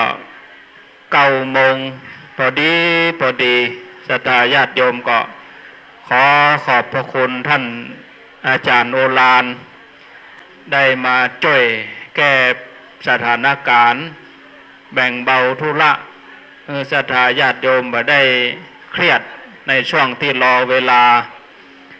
ท่านโอฬารนี่เพื่อกับอยู่อำเภอแม่อายนี่นะศรัทธาญาติโยมท่านทั้งหลายวัดบันเด่นต่อไปเชิญญาติโยมทุกท่านเนาะตึงตังบนตังลุ่มนี่ได้สวดอิติปิโสสัก9 จบเพียก่อน หลังจากนั้นก็จะได้ประกอบพิธีจุดธูปเทียนบูชาพระรัตนตรัยไหว้พระสมทานศีลแล้วกล่าวคำถวายเตียนพรรษาพร้อมกับบริวารในโอกาสต่อไปขอนิมนต์ท่านพระครูสมเด็จธรรมเสวีได้นำศรัทธาญาติโยมได้สวดอิติปิโสครับขอนิมนต์ครับองค์สองศรัทธาพอพุทธรูปองค์ใดองค์หนึ่งนะพอครูบาอาจารย์ก็ได้ เป็นพุทธนิมิตขึ้นมาในใจเนี่ยนึกพุทธนิมิตได้กับใจซื่อถึงพระเจ้าขอพระเจ้าเป็นที่จังที่เปิ่งที่ระลึกที่ยึดที่เหนี่ยวแห่งจิตแห่งใจเขาเนาะโดยการเขาสวดอิติปิโสเก้าจบตามที่ท่านอาจารย์ท่านพระครูอภิวัฒนวิกรมผู้นำบุญพวกเขาทั้งหลายพอเนอสถานเนอพอหันแล้วก็รับตามืนตาหันรับตาหันน้อมนึกพุทธนิมิตนี่ใจซื่อถึงพระเจ้าเนาะอิติปิโสภะคะวะอะระหังว่าดังๆเอาไม่ว่าดังๆบ้างอิติปิโสภะคะวะอะระหังสัมมาสัมพุทโธเวนจารณะสัมปันโนสุขโตโลกวิทูอนุตตโรมาสารติสันทาเทวมนุนสาอุทโธภะคะวะติติปิโสภะคะวะอะระหังสัมมาสัมพุทโธเวนจารณะสัมปันโนสุขโตโลกวิทูอนุตปริสัทธัมมาสารติสันทาเทวมนุนนังพุทโธภะคะวะติติปิโสภะคะวะอะระสัมมาสัมพุทโธเวชจาโนสุขโลกวิทูอนุตตโรปุริสัทมนุนสานังพุทโธภะคะวะติติปิโสภะคะวะอะระสัมพุทจาจารณะสัมปันโนสุขโตโลกวิทูอนุตตโรปุริสัทสารติสันตาเท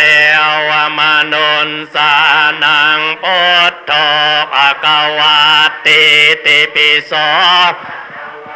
อะระหังสัมมาสัมพุทโธเวทปันโนสุขโตโลกวิทูอนุตตโร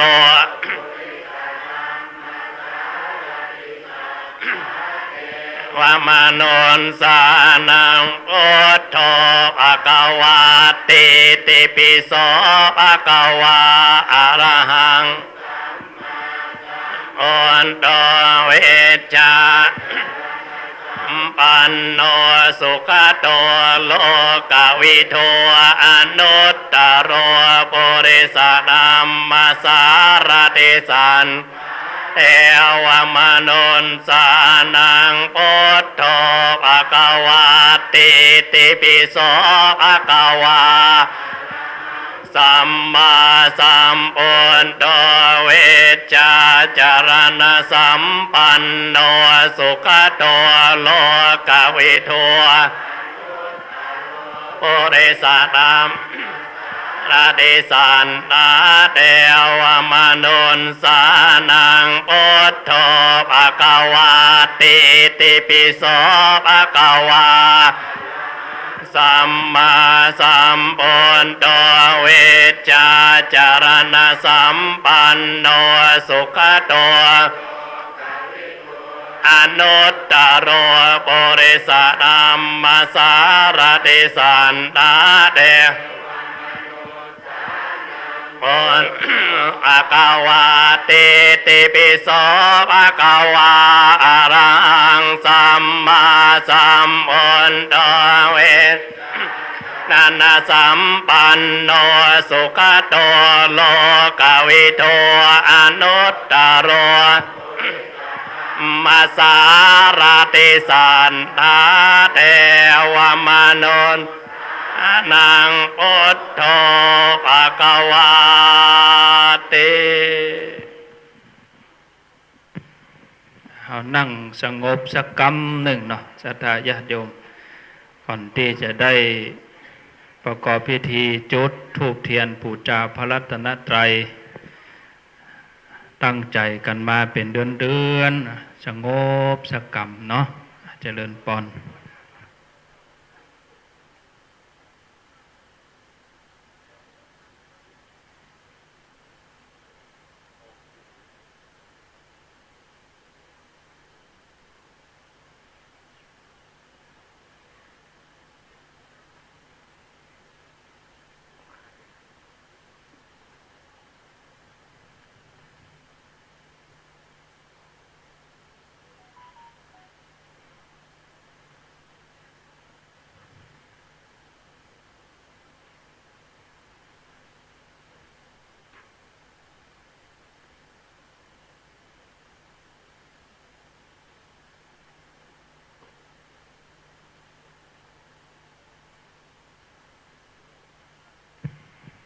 ขออนุโมทนา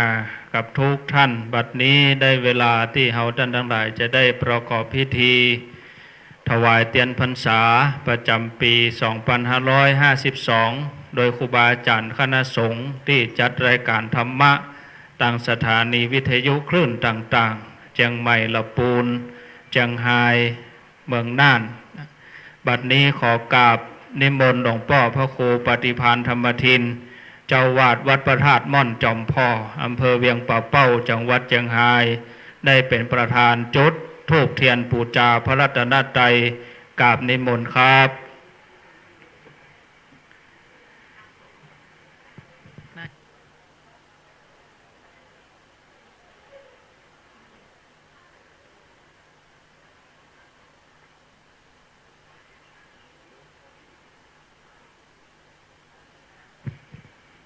เทียน3 เล่มที่เขาจะได้ถวายทานณสถานที่วัดแม่อายหลวงนี้มีวัดแม่อายหลวงวัดพระธาตุปู่แจ้และวัดพระธาตุสีส้มสุขดงส้มสุขขอกราบนิมนต์ท่านพระครูสุเมธธรรมเสวีท่านพระครูสถิตสารคุณแล้วก็ท่านพระครูวรธรรมนาถในจุดเทียนทั้ง3 เล่มนี่ครับขอกราบนิมนต์ครับวัดแม่อายหลวงพระธาตุปู่แจ้และพระธาตุดงส้มสุขครับ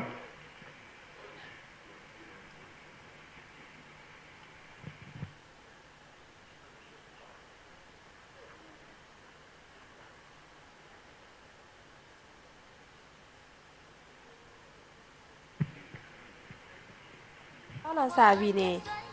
อัตาชาอาบ้าชาเนาะบ้ากาเนเดี๋ยวเราเลิกแค่นี้เราเอาสีไม่วีเนเดี๋ยวเลิกแค่นี้อากาศจงบ้าตาอาบ้าไหลเลยเยซาโอเนาะบ้ากาเนจงดาวีเนอาซีสุบาเนาะเลยปัญญาพีโอเคตลอดคีดิสอเลยโมละปันปื้นแว่นเนาะบ้าชุ่มโมเกตาโพซาเยาวชนพีอาแกปะกัญญอเกลีเนเจริญพรพ่อหลวงสมบัติอยู่ใกล้นี่เนาะได้ประเคนขันศีลที่หลวงพ่อพระครูเจ้านำอำเภอแม่อายพระหลวงสมบัติบ้านดงใต้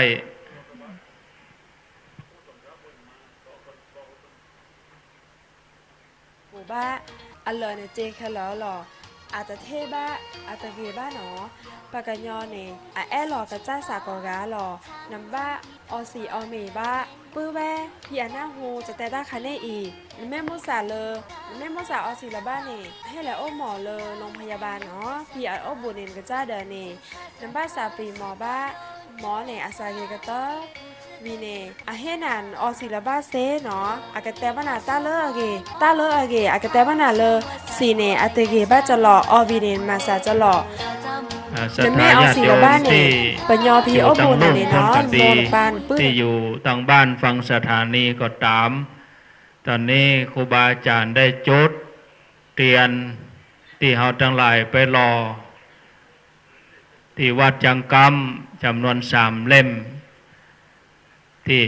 วัดแม่อายหลวง ตอนนี้เชิญทุกท่านได้ไหว้พระสมาทานศีล แม่น่ะอาสู้มือสามมือเนาะปื้อแว่พี อ๋อพอจานบ้านเนี่ยเนาะ โอ้ อยู่ เลย บ้าน อยู่ ใด ก่อ เอาไป ได้เล บ้าน ย นั้น บัตรประจำตัวประชาชนเนี่ยเนาะ คนนั้น มันเป็น นี่ ไม่แหละ ทำใบ โอ้หมอเนี่ยแหละเฮ็ดแหละจอเนี่ยอันเหลอเจเนาะมีบ้านเนาะปากกันยอ ทุก พี ท่า อั น นเกิด พร้ ท่ อ อ มกัน กลวย พนมมือปุจจาดอกไม้ไหว้พระสมาทานศีล5นะครับ อิมินาสกาเลนะพุทธังอาภิปูชยมาอิมินาสกาเลนะธัมมังภิปูชยามาอิมินาสกาเลนะสังฆังภิปูชยามิอะระหังสัมมาสัมพุทโธภะคะวาพุทธังภะคะวันอาภิวาเทมิสวากขาโตภะคะวะตาธัมโมธัมมังนามัสสามิสุปฏิปันโนภะคะวะโตวะกะสังโฆสังฆังนะมามิ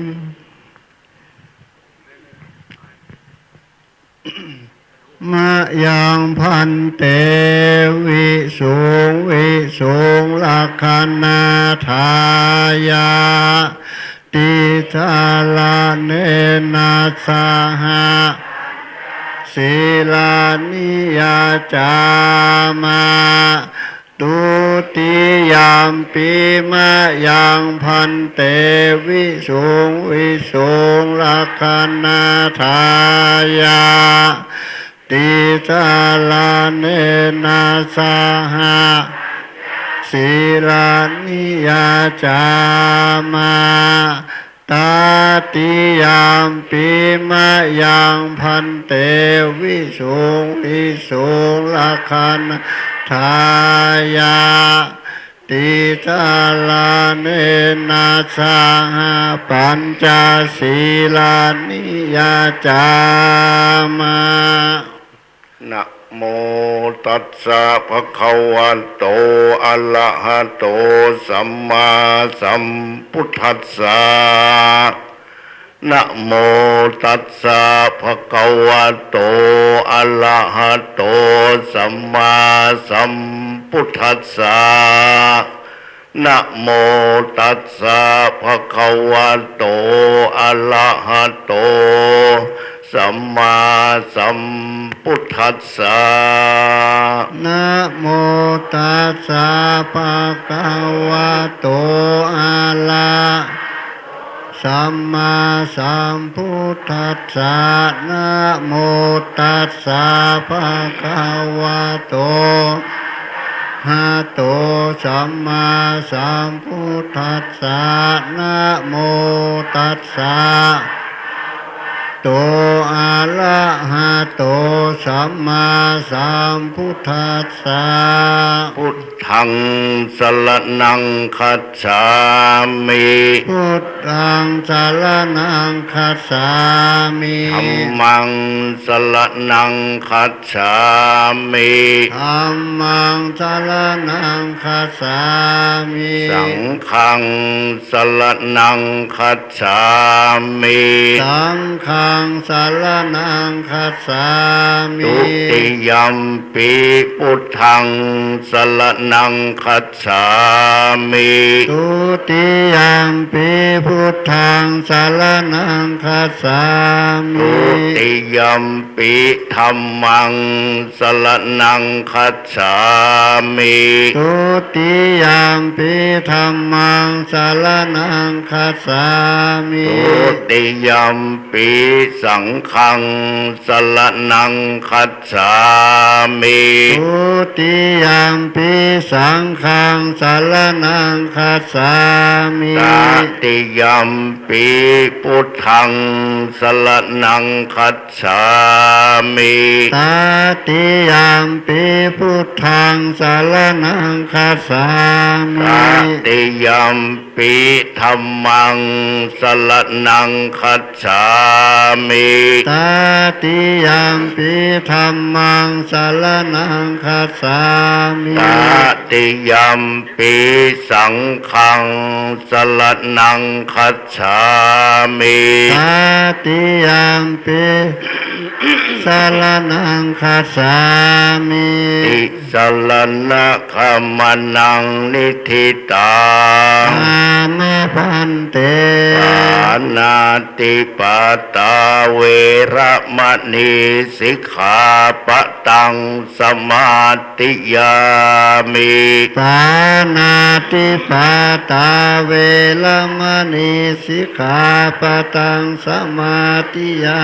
มิ ทินนาตานาเวระมณีสิกขาปะตังสมาติยามิ อาทินนาตานาเวรมณีสิกขาปะตังสมาธิยาก า มิ เมสุมิจฉาจาลาเวระมณีสิกขาปะตังสมาติยามิ กาเมสุมิสาจาลาเวรมณีสิกขาสมาธิยามิ สาวาตาเวระมณีสิกขาปะตังสมาติยามิ มุสาวาตาเวรมณีสิกขาปะตังสมาธิยา สุ มิ ลาเมลยะมัชฌปมาทัฏฐานาเวระมณีสิกขาปะตังสมาติยามิ สุลาเมลยะมัชฌปมาตฐานาเวรมณีสิกขาสมาธิยามิ มานิปัญจสิกขาปตานิสีเลนะสุขติงยันติสีเลนะโภคสัมปทา สีเลนะนิพุติงยันติตัสมาสีลังวิโสทะเย สาธุ ขอกราบนิมนต์อาจารย์ท่านพระครูสุเมธธรรมเสวีได้กล่าวนำถวายเตียนและบริวารทั้งหลายครับนำศรัทธาญาติโยมขอกราบนิมนต์ครับ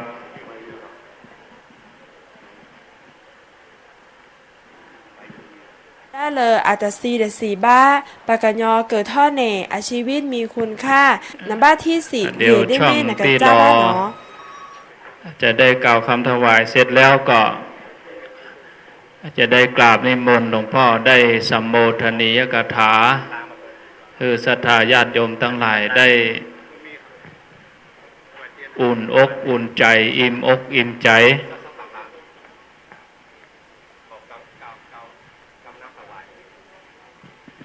ได้กล่าวคำถวายเตียนพรรษาและบริวารทั้งหลายครับขอนิมนต์ครับ เขาตำราหนะครับ มีก็ตรงนี้ไปเอามาพองศรัทธาไปเอาตำรากล่าวนำถวายเตียนที่ศรัทธาไปตานเตียนกัน เอาขออาจารย์กูหน่อยกูเกิล ขอหนังสือหน่อยผู้จัน เอาหนังสือเดินมาตรฐานใครได้พกหนังสือโยมเป็นแผ่นชีตนี่มีก่อนแผ่นชีตที่โยมได้กล่าวคำถวายกัน เอามาเลย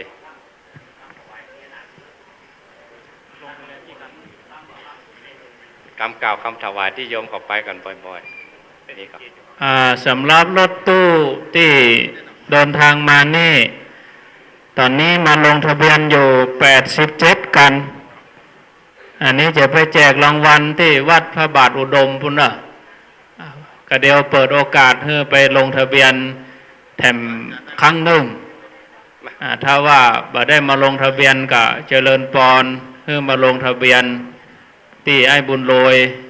รถ VIP 1ถ้าว่าเบอร์ใดที่ลงทะเบียนแล้วก็จะเขียนเบอร์รถใส่เป็นฉลากก็เดี๋ยวไปจกเบอร์ให้รางวัลที่วัดพระบาทอุดมพุ่นเป็นแมว3 ตัว แมววัดม่อนฤาษีหมาน้อยแหมซีเอาเขามาปล่อยวัดก็เลยคืนให้ไปเลยพร้อมแล้วเนาะเรียบร้อยแล้วตั้งใจเนอะญาติโยมมีมนครับ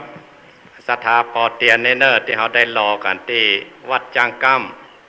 วันก่อนอาจจะเป็นจตุปัจจัยเงินทองแรงงานอย่างบอกละวันนี้ได้เป็นบุเปลี่ยนเป็นบุญนะเนาะพอเนอเตียนนี้ได้เป็นแสงสว่าง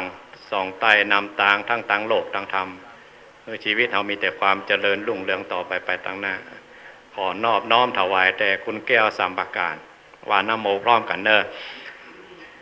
เอาเป็นไทยน้อยเนาะเพราะว่ามันหลายคนถ้าเป็นเมืองมันเดี๋ยวมันจะพร้อมพร้อมกันเนาะนะโมตัสสะภะคะวะโตอะระหะโตสัมมาสัมพุทธัสสะนะโมตัสสะภะคะวะโตอะระหะโตพุทธัสสะนะโมตัสสะภะคะวะอะระหะโตสัมมาสัมพุทธัสสะอิมานิมะยังพันเตวัดสิกะทีปานิสะปริวารานิภิกขุสังคัสสะโอโนชยามะสาธุโนพันเตภิกขุสังโฆอิมานิวัดสิกะทีปานิสะปริวารานิปฏิคันหาตุอัมหากังทีฆรตังสุหิตายะสุขายะนิพพานานะจะข้าแด่พระภิกษุสงฆ์ผู้เจริญข้าพระเจ้าทั้งหลายขอน้อมถวายเทียนพรรษากับทั้งบริวารทั้งหลายเหล่านี้แด่พระภิกษุสงฆ์ขอพระภิกษุสงฆ์โปรดรับเทียนพรรษาพร้อมทั้งของบริวารทั้งหลายเหล่านี้เพื่อประโยชน์เพื่อความสุขแก่ข้าพเจ้าทั้งหลายด้วยแด่ปิยชนทั้งหลายมีมารดาบิดาเป็นต้นด้วยตลอดกาลนานเถิดสาธุ ต่อไปขอเจริญพรเชิญท่านที่มีรายชื่อและเป็นตัวแทนหมู่เฮาท่านทั้งหลายทุกคนได้ประเคนเตียนแล้วก็บริวารส่วนปัจจัยก็รอแหมสักกรรมเดี๋ยวประเคนแถมรอบหนึ่งเพราะปัจจัยนั้นญาติโยมทั้งหลายได้มาหอมจำนวนนักโดยที่เจ้าหน้าที่ได้จัดเอาปัจจัยทั้งหมดรวมกันแล้วก็เอา9 วัดมาหารก็เดี๋ยวจะได้แจ้งให้ฟังเนาะอาตมาภาพก็ได้บอกให้เจ้าหน้าที่ว่า เปิ้นมาหอมก็ทยอยแกะไปหอมก็ทยอยแกะไปพอดีก็ทำอย่างนั้นเหมือนกัน แต่ญาติโยมจำนวนนักต่างคนต่างหอมได้แกะซองตัวได้หอมตัวได้อย่างตัวถึงมดถึงมวลนี่เขาก็จะได้ชี้แจงบอกกล่าวให้ศรัทธาญาติโยมได้รับทราบถึงอยู่ที่นี่แล้วก็ที่อยู่ต่างบ้านตัวอนุโมทนาพร้อมกันไปเคนเตียนหลอดไฟผ้าพรรษาหลังจากนั้นก็จะได้กราบอาราธนาหลวงพ่อพระครูวิธานธรรมโสพลเจ้าคณะอำเภอแม่อายเจ้าวาดวัดแม่อายหลวงได้สัมโมทนีกถาหลังจากนั้นเขาก็จะได้ลาแล้วก็ไปที่วัดพระบาทอุดมต่อไปบัดนี้ขอเจริญพรตัวแทนศรัทธาญาติโยมผู้บริหารตัวแทนสถานี FM 103.50เจริญพรไปอ้ายรุจิสมบัติไปเคนถ่ายตัวเป็นช่างกล้องตัวเกณฑ์ตัวต่อไปขอเจริญพรผู้บริหารสถานี 94.50แม่ขจารโมเดิร์นเรดิโอได้นำสังฆทานเป็นสมุนไพรมาถวายตัวตังเวียงป่าเป้าตังหลับปูนก็ขอตัวแทนแห่มท่านหนึ่งเนาะที่อยู่ตังบนตังนี่เดี๋ยวพอเอาที่หันนี่เนาะก็จะมีตังเจียงไฮ้หนึ่งเจียงใหม่หนึ่งตังหลับปูนเนี่ยก็เอาพวกหลวงบัตรเนี่ยเอามาเกณฑ์เจริญพรมาตั้งเพะพวกหลวงบัตรท่านพระครูประหลัดปรีชาเจ้าวาดวัดพระธาตุปู่แจ้แล้วก็ท่านพระอาจารย์ฉลองวุฒิจิตตวุฒโธเจ้าวาดวัดพระธาตุดงส้มสุขอำเภอแม่อายที่นี่ประเคนเจริญพรประเคนก่อนทางร่วมบนเจ้าหน้าที่ถ้าปัจจัยเรียบร้อยแล้วก็นิมนต์ท่านมหาประสิทธิ์บริหารจัดการทั้งร่วมบนแล้วก็นิมนต์นะครับขึ้นมาทางบนนี่นะครับจะได้เอาปัจจัยถวายประเคนเลยประเคนพร้อมกันหมดเลยทุกชิ้นทุกสิ่งอย่างประเคนเทียนก่อนทุกชิ้นทุกสิ่งอย่างประเคนเรียบร้อยยกเห็นน้อยหนึ่งย้ายตี้เห็นน้อยยกย้ายตี้เห็นน้อยประเคนทุกสิ่งอย่างผ้าแล้วก็มีน้ำมันมีเตียนมีหลอดไฟบัดนี้ขอได้กราบนิมนต์หลวงพ่อพระครูวิธานธรรมโสพลเจ้าคณะอำเภอแม่อายเจ้าวาดวัดแม่อายหลวงในฐานะที่เป็นผู้ปกครองเจ้าคณะพระสังฆาธิการในอำเภอแม่อายแล้วก็ได้เป็นเจ้าของสถานที่วันนี้หลวงพ่อจะได้ฮือธรรมะได้ฮู้ความรู้สึกกับศรัทธาญาติโยมขอกราบนิมนต์ครับหลวงพ่อครับขอนอบน้อม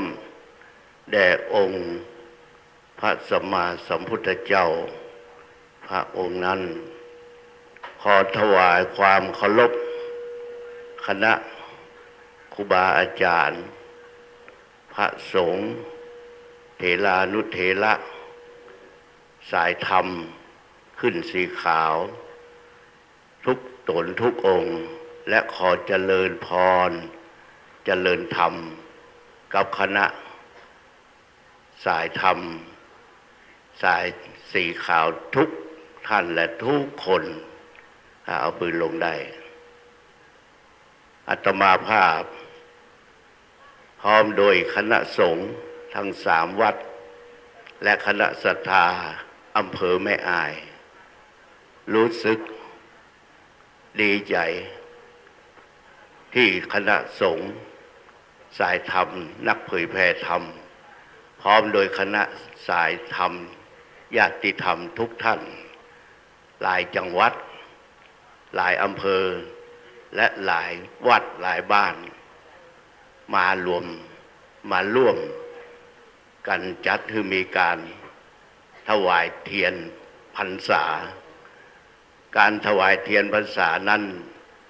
ท่านทั้งหลายได้จัดทั้ง3 อำเภอเริ่มต้นก็คืออำเภอแม่อายและก็จะไปที่อำเภอฝางและอำเภอชัยปราการเป็นระดับไปอย่างใดก็ดีทุกท่านมาโดยจิตที่เป็นกุศลจิตที่เป็นผู้มีศรัทธาในทางพระพุทธศาสนาและเห็นความสำคัญในทางพระพุทธศาสนาซึ่งวันสำคัญที่ผ่านมาก็คือวันอาสาฬหบูชาและก็เป็นวันเริ่มต้นเข้าพรรษาเป็นวันที่ชาวพุทธทั้งหลายจะต้องมีการบูชาพระพุทธพระธรรมพระสงฆ์ซึ่งเป็นสรณะเป็นที่พึ่ง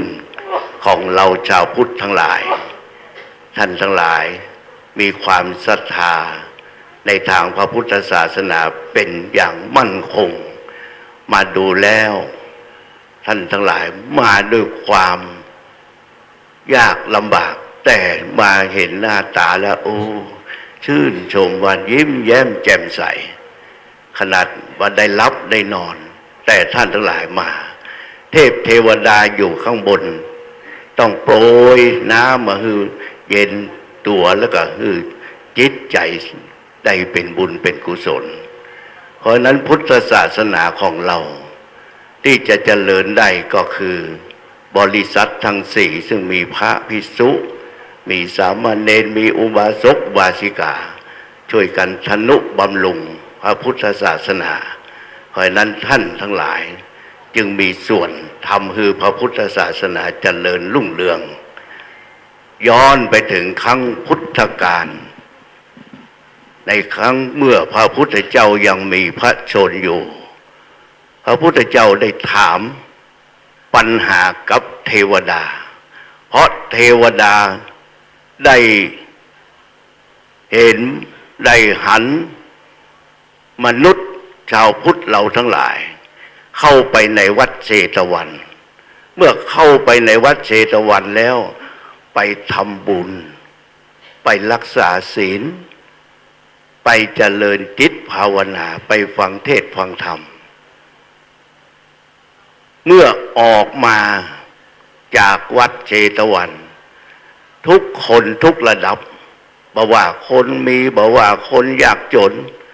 คนระดับฐานะใดก็ตามมีหน้าตาชื่นบานอิ่มเอิบ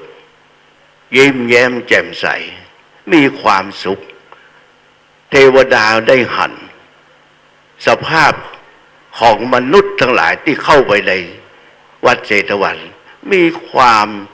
สงสัยท่านทั้งหลายหลังจากนั้นได้เข้าไปกราบพระพุทธเจ้าแล้วไปถามว่ามันมีอะไรอย่างดีจึงทำให้ทุกคนแทนที่จะต่างฐานะจะต้องมีความสุขเหมือนกันความทุกข์เหมือนกันแต่ทำไมมีความสุขเหมือนกันพระพุทธเจ้าจึงตั้งปัญหาไว้4 ข้ออะไรเอ่ยตั้งมั่นและดีมีแล้วไม่รู้จักเสื่อมอะไรเป็นแก้วของมนุษย์ของคนและข้อสุดท้ายอะไรของที่มนุษย์ของคนมีแล้วไม่มีใครลักขโมยได้ทั้ง4 ประการนี้พระพุทธเจ้าได้กล่าวกับเทวดาเทวดาก็ยังคำถามแก้คำถามมาได้ก็ต้องย้อนกราบเรียนพระพุทธเจ้าว่าเป็นสิ่งใดที่มันมีในมนุษย์อะไรเอ่ยตั้งมั่นและดีถ้าพูดถึงสิ่งปลูกสร้างถาวรวัตถุหรือสิ่งปลูกสร้างอะไรก็ตามมันก็เป็นไปตามธรรมชาติมันจะต้องมีการขึ้นได้อยู่ได้ก็ต้องมีการผุพังเป็นธรรมดาแม้แต่สังขารร่างกายเราเมื่อมีความเกิดขึ้นแล้วก็ต้องแก่ต้องเจ็บจะต้องเปลี่ยนสลายไปตามสภาวะของมันแต่หลักในทางพระพุทธศาสนาพุทธเจ้าว่า ตั้งมั่นและดีได้แก่ศรัทธาศรัทธาคือความเชื่อความเลื่อมใสเพราะนั้นท่านทั้งหลายที่ได้มาทำบุญในวันนี้และได้ทำมาที่ผ่านมาเป็น10 กว่าปีเพราะท่านทั้งหลายมีศรัทธาถ้าไม่มีศรัทธาแล้วมาไม่ได้เพราะท่านทั้งหลายมาได้เพราะท่านทั้งหลายมีศรัทธามีความเชื่อความเลื่อมใสในการบุญการถวายเทียนและการมารักษาศีลมาเจริญภาวนามาปฏิบัติธรรมในทางพระพุทธศาสนาถือว่าท่านทั้งหลายตั้งมั่นด้วยศรัทธามีศรัทธาเป็นที่ตั้งพระพุทธเจ้าได้กล่าวและเทวดาฟังแล้วก็ชื่นใจสาธุและถามข้อที่สองว่าอะไรตั้งมั่นและดีจริงและผ่านไปมีแล้วไม่รู้จักเสื่อมข้อที่สองทุกอย่างในตัวของเรามันถึงแม้ว่าจะมีของใหม่ๆเป็นของเราแต่มันก็จะต้องเก่าในวันหนึ่งเพราะฉะนั้นทุกสิ่งทุกอย่างในโลกพุทธเจ้าว่าเมื่อมันมีเกิดขึ้นแล้วมันก็ต้องเปลี่ยนไปตามสภาพของมันมีใหม่แล้วต้องมีเก่า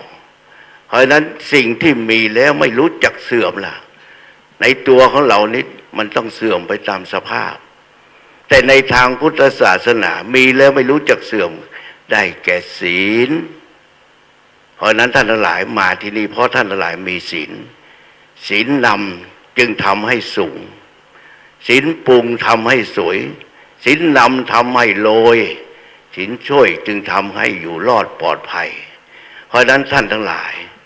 มีศีลมาด้วยเรียบร้อยนอกจากเรียบร้อยแล้วยังทำให้ท่านทั้งหลายมีจิตใจที่สูงด้วยคุณธรรมมีความตั้งมั่นในศีลธรรมคุณธรรมในทางพุทธศาสนาเพราะฉะนั้นจึงถือว่าท่านทั้งหลายได้ทำพิธีจะต้องรับศีลก่อนเพราะนั้นศีลจึงรักษาท่านทั้งหลายนอกจากนี้พอเทวดาได้ฟังก็สาธุมนุษย์มีอย่างนี้หรือข้อที่สามอะไรเป็นแก้วของมนุษย์อะไรเป็นของมนุษย์ที่มีคำว่าแก้วเพชรนิลจินดาสิ่งของที่มีค่าประดับมันมีราคาไม่แน่นอนขึ้นลงแต่คนใช้ได้เมื่อมีชีวิตแต่พอไม่มีชีวิตไม่มีลมหายใจแล้วก็ไม่มีความหมายสิ่งเหล่านี้เป็นสิ่งภายนอกเพราะฉะนั้นแก้วในทางพุทธศาสนาพระพุทธเจ้าได้กล่าวว่าอยู่ในตัวของชาวพุทธทุกคนอยู่แล้วคือดวงปัญญาคือความรู้ความเข้าใจที่ท่านหลายได้รู้ว่าอะไรเป็นทรัพย์ภายนอกอะไรเป็นทรัพย์ภายในอะไรเป็นทรัพย์ที่ประเสริฐอะไรเป็นทรัพย์ที่ไม่ประเสริฐเพราะฉะนั้นท่านทั้งหลายมาในวันนี้ท่านมีทรัพย์ภายในเรียกว่ามีบุญมีบารมี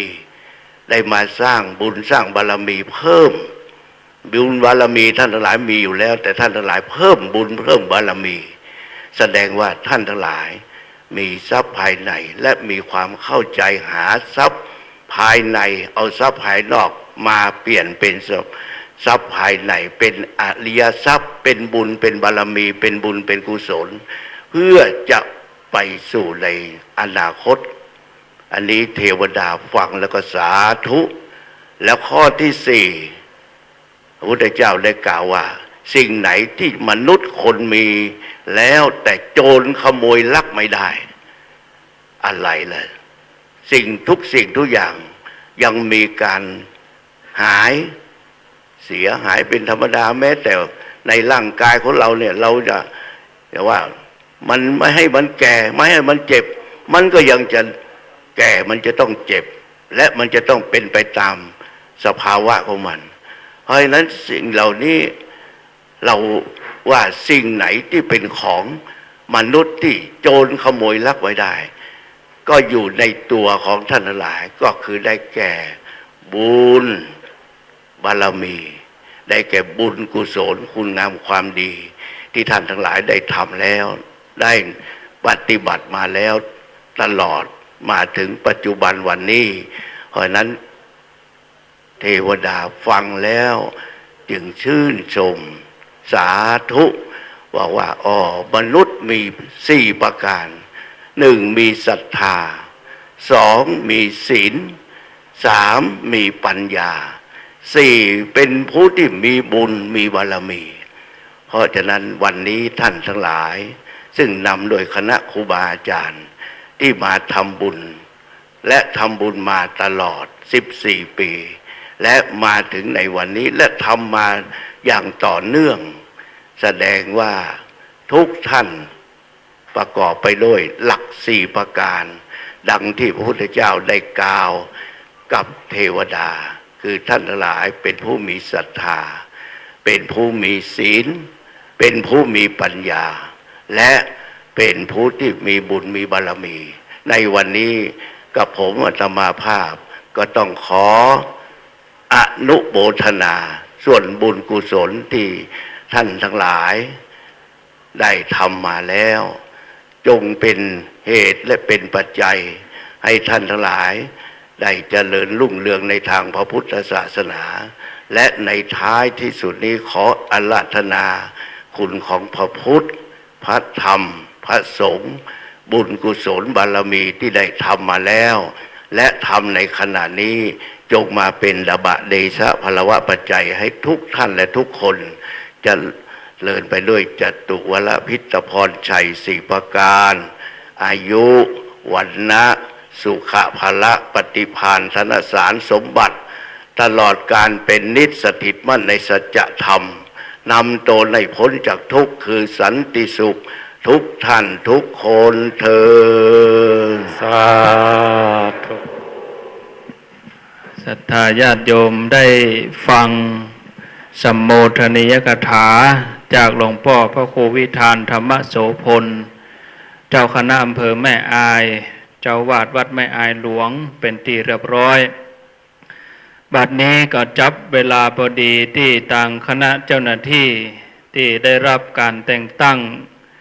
ได้ร่วมด้วยช่วยกันได้รวบรวมปัจจัยที่เหลืออยู่นั่นก็ยังนับบ่แล้วเตื้อก็จะได้เอาไปเฉลี่ยตาลที่วัดแถม6วัดที่เขาจะได้ตาลก็เบื้องต้นก็แจ้งญาติโยมทุกคนที่เขาตาลใน3วัดนี้จำนวน100,000 บาทรวมกันโดยเฉลี่ยแล้วก็ถวายที่วัดแม่อายหลวงนี่ 50,000 บาทวัดพระธาตุปู่แจ้ 25,000 แล้วก็วัดดงส้มสุขแถม 25,000 เป็น 100,000 บาทศรัทธาสาธุพร้อมกันสาธุสาธุสาธุต่อไปใครอยู่ใกล้ก็ประเคนถวายปัจจัยแห่งกรรมป้อแปงป้อปัญญาแม่นงมาตั้งเฮ้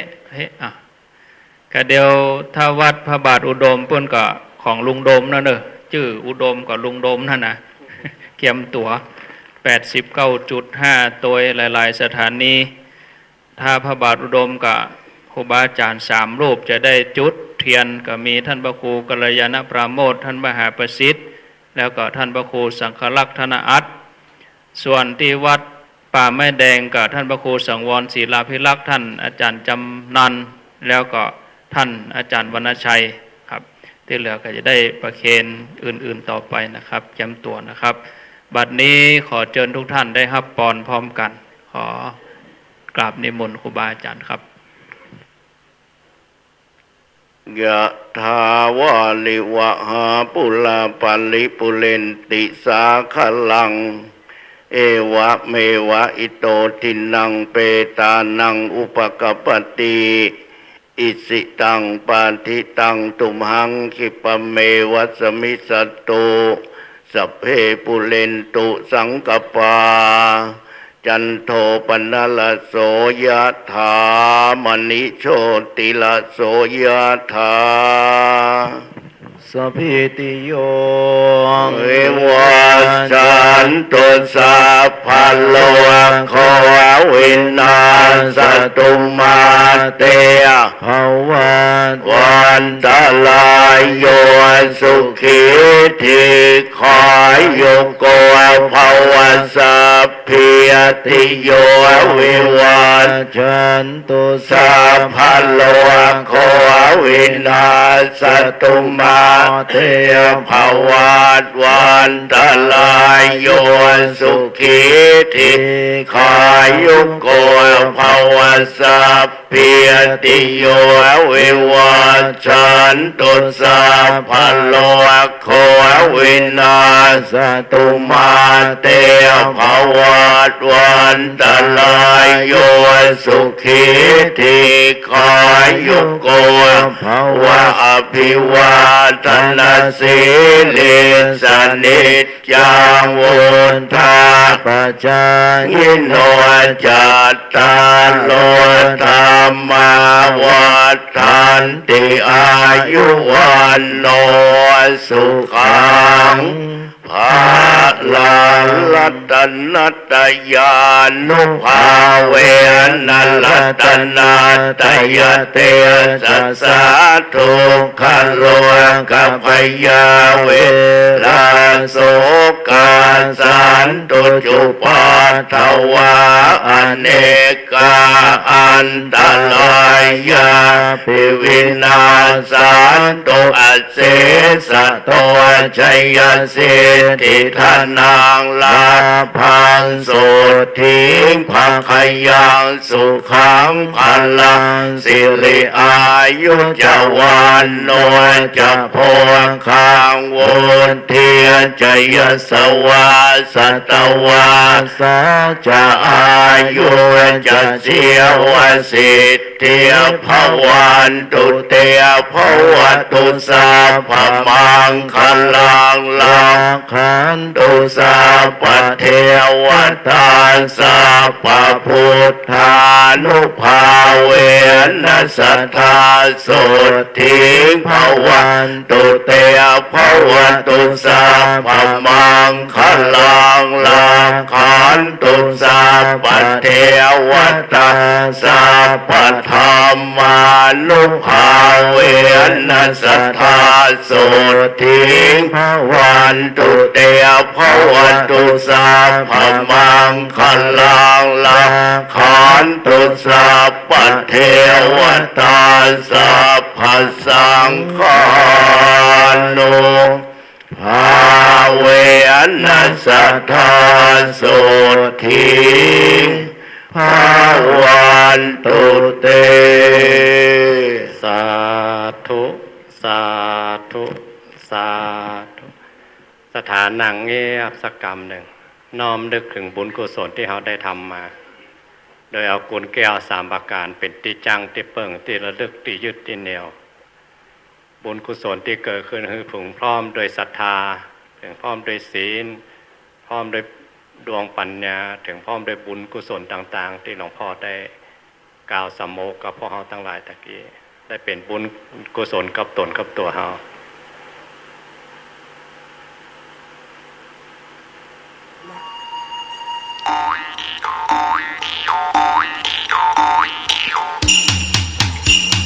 พนมมือขึ้นนะอธิษฐานบุญด้วยกันเนาะบุญกุศลที่เกิดขึ้นจากแผ่มายังกายยังใจของเราอธิษฐานบุญก่อนว่าตัวเนอะอิทังเมทานังอาสาวัคขยาวหังโหนตุนิพพานะปัจจโยโหตุโนนิจังผลทานนันนี้ที่ข้าพเจ้าได้น้อมถวายขอให้เป็นปัจจัยนำมาซึ่งสติปัญญาและมรรคผลอันวิเศษตัดกิเลสอาสาวะ เครื่องดองในสันดานให้หมดไปสิ้นไปเป็นปัจจัยให้ถึงพระนิพพานอิทังเมปุญญังมาตาปิตุนังยาติกานังโหนโตผลบุญนันนี้ที่ข้าพเจ้าได้กระทำแล้วได้บำเพ็ญแล้วขอให้ถึงซึ่งบิดามารดาวงศาคณาญาติและมิตรสหายอิทังเมธานังเปตานังเทวตานังสัพเพสังสัตตานังชีวิตตังโหนโตผลทานอันนี้ที่ข้าพเจ้าได้น้อมถวายได้กระทำแล้วได้บำเพ็ญแล้ว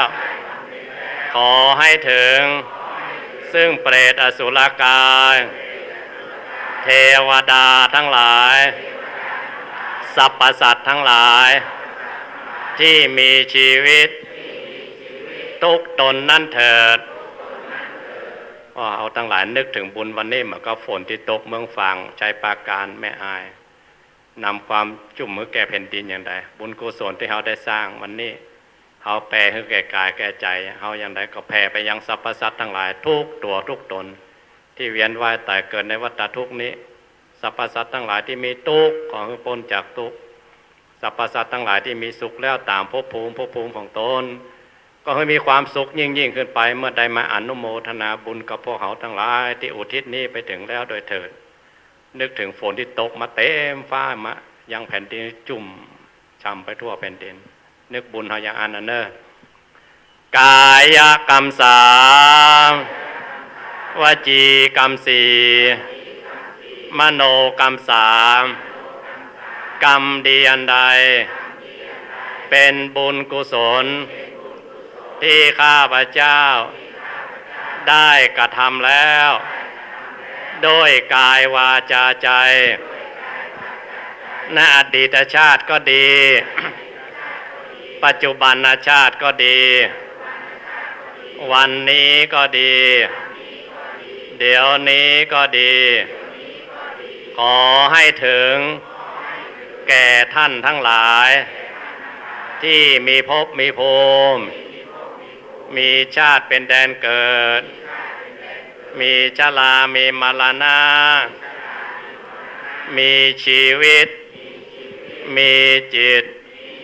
มีวิญญาณมีขันธสันดานมีวิบากแห่งกรรมมีการกระทำเจ้ากรรมนายเวรเจ้าการบัญชีท้าวจตุโลกบาลทั้งสี่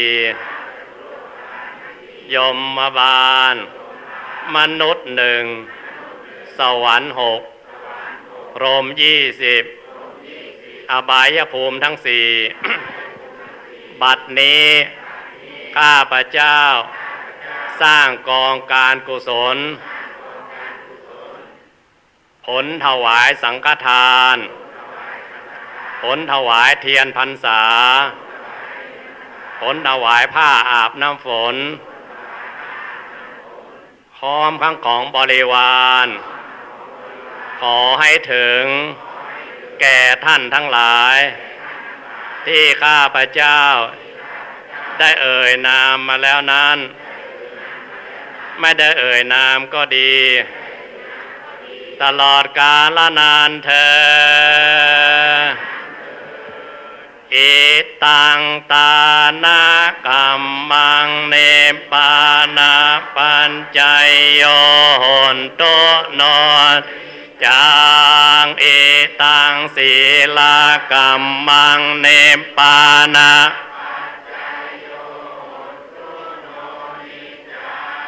อิตังภาวนากัมมัง นาปัจจัยโยโหนโตโนนิจังยังกินเจโกสาลังกัตตาปังกัมมังเปหิกาเตหิกาตังปุญญังโนอะโนโมโตปนโตเยเตวาอัสสามิงทาเนอติกาตาสัตตาโอนโตสัพพะสัตตานังสุขีอัตตานังปาริอารันโตมะปิตาสุกิตาโอนโตโตกาปามนจันโตสัพเพยาติกาสุโตกะมนจันโตสัพเพอายาติกาสุกิตาโอนโตโตกาปามนโตสัพเพปิสาสัพเพยักกาสัพเพเปตาสุกิตาโอนกาปามนจันโตสัพเพนักกัตตาสุกิตาโอนโตโตปามนจันโตสัพเพเทวาสุกิตาปาปามนจันโตสัพเพอาจาริโยปัจจัยยาสุกิโตกาปามนจันโตสัพพะสัมปตินังสามิจันตุโวนั่งคุกเข่า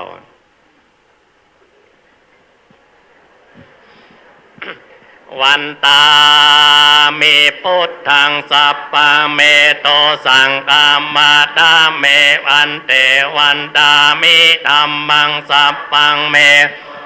กามาดาเมวันเตวันดามิสังฆังสัพพังเมโตสังฆามะวันเตวันดามิอุปัจจาจาริเยสัพพังเมโตสังฆามะเมปันเตวันดามิกัมมัฏฐานังสัพพังเมโตสังเมปันเตวันดามิอาราเมพัตตาสีมายังสัพพังเมโตสังตาเมปันเตวันดามิจิติยังสัพพังสัพพะทาเนโสภาตาสาเรราตาตุมาโอติงปุตตาโรปังสักกาลังสะดานากะโลเกโลเกจมโปติเปลังกาติเปสาเรราตาตุโยอารันตาตาตุโยจิติยังกันตาโกติงจตุราเสธัมมะกันเตสัพเพตังปาตเจติยังอาหังวันตามิสัพปะโสกราบหนึ่งกราบสองกราบสถามหมอบลงไปเอาหัวถึงพื้นเลยเนอะนึกถึงตีนพ่อแม่เขานึกถึงตีนครูบาอาจารย์อยู่เบื้องหน้าหัวเขาแทบตีนนึกถึงพระคุณเขาท่านร่างกายสังขารนี่พ่อแม่เพิ่งมาความรู้ทั้งหลายครูบาอาจารย์เพิ่นเพิ่งมาแล้วนึกถึงคุณเพิ่นเนอวันตามิพันเตสัพพังอาปากะมะตาเมพันเตมยากาตังอุญญังสามินาอโนโมอังสามินากตังปุญญังไมหังตาตะพังสาธุสาธุสาธุอนุโมทายุโกอายุวันโนสุขังพระลังฟังลูกเดินเด้อก็เดี๋ยวเขาจะได้ลาพระเสียก่อนที่จะลาพระก็ฟังชี้แจงกำเดียวญาติโยมก็เดี๋ยวเขาจะไปที่วัดพระบาทอุดมมีเจ้าหน้าที่ตำรวจจากสถานีตำรวจภูธรอำเภอฝางเปิ้นมารอรับที่เขตรอยต่ออำเภอแม่อายกับอำเภอฝางญาติโยมที่จะเดินทางก็ซ้อรถก็เพื่อระมัดระวังการเดินทางจากนี้ไปอำเภอฝางก็ประมาณ 20 กว่ากิโลฉะนั้นญาติโยมก็บ่ต้องฟังต้องหีบการเดินทาง20 กิโลเพราะว่าเราจะได้ถวายเพลเสียก่อนแล้วก็จะตานที่วัดพระบาทอุดมนั่นเวลาบ่ายโมงก่อนเราบ่ต้องฟังก้อยไปทีนี้รถทุกกันโชเฟอร์ก็ฟังตามนี้ก่อนเฮามาตั้งแต่ตี 1 ตี 2 ตี 3ก็ต่างคนต่างมาเฮามาตอนเจ้ารถบ่พอติดต่อใดแล้วก็เพื่อนที่ห่วมใจถนนก็บ่นักเดี๋ยวนี้เวลาขวายมาใกล้ตอนมาก็รถก็ใจถนนนักถ้าเฮาติดกันเป็นเจิบมันก็จะลำบากฉะนั้นที่ได้จัดกลุ่มไว้ญาติโยมถ้าเป็นผู้นำบุญก็ให้ย้ำโชเฟอร์ว่าเบอร์ 1 ถึงเบอร์ 10อันนี้ให้อยู่กลุ่ม 1เบอร์ 11 ถึงเบอร์ 20อยู่กลุ่ม 2 21 ถึง 30อยู่กลุ่ม 3 31 ถึง 40อยู่กลุ่ม 4 41 ถึง 50อยู่กลุ่ม 5 51 ถึง 60อยู่กลุ่ม 6 61 ถึง 70อยู่กลุ่ม 7แล้วก็73 ถึง 82อยู่กลุ่ม 8 83 ถึง 92อยู่กลุ่ม 9 93 ถึง 102อยู่กลุ่ม 10 103 ถึง 112อยู่กลุ่ม 11 113 ถึง 122อยู่กลุ่ม 12 123 ถึง 132อยู่กลุ่ม 13 133 ถึง 142อยู่กลุ่ม 14 143 ถึง 152อยู่กลุ่ม 15 153 ถึง 166ขออภัยถึง 162อยู่กลุ่ม 16 163ไปเป็นกลุ่มสุดท้ายคือกลุ่ม 17เราจะไปกันทีละ10กันเราบ่จำเป็นจะต้องเรียงเบอร์ถ้าสมมติว่ากลุ่มที่5ครบ10กันก็ไปอยู่ที่บริเวณบ้านแม่ห้างเพราะว่าเจ้าหน้าที่ตำรวจเพิ่นเอารถนำที่หั่นเพิ่นนำไปจุดไหนก็ให้ขบวนนั้นไปจอดที่หั่นถ้าเฮาไปบ่ถูกก็จะพากันไปหลงเพิ่นจะออกไปแหมตังแล้วเฮาแหมตังมันไปคนตีคนต่างเพราะในวัดที่จอดคับแคบเจ้าหน้าที่เพิ่นหูของเพิ่นจะนำเฮาไปจอดฉะนั้นก็ให้ไปกันเป็นกลุ่มละ10กันให้ไปตามนี้นะศรัทธาญาติโยมท่านทั้งหลายขอเจริญพรได้ลาพระเหี่ยก่อนบ่ต้องฟังญาติโยมเฮาคิดถึงตอนเฮาค่อยมาเนาะหลวงพ่อเพิ่นก็ให้เฮาอยู่ที่นี่มนๆน่ะลูกนี่ไปเมืองฝางก็แค่บ่เกินครึ่งชั่วโมงเนาะไหว้พระกันอะรังสัมมาสัมพุทโธภะคะวาพุทธังภะคะวันอภิวาเทสวากขาโตภะคะวะตาธัมโมธัมมังนามัสสามิสุปฏิปันโนภะคะวะโตสาวกสังโฆกังนะมากราบ1กราบ2กราบ3รถที่จอดตั้งในพ้นทางออกไปนอกถนนก็คือไปยืดไปไกลๆเสียก่อนแล้วก็ไปจัดขบวนตั้งนอกพ้นญาติโยมก้อยไปบ่ต้องฟังทยอยไปบ่ต้องฟังต้องหีบก็ก้อยไปจ้ารถมีไหนเป็นที่ไหนก็ก้อยพอช่วยกันดูแลบ่ต้องฟังต้องหีบช่วยกันก็เดียวจะตัดสัญญาณสถานีแล้วก็ให้หลวงพี่เจริญ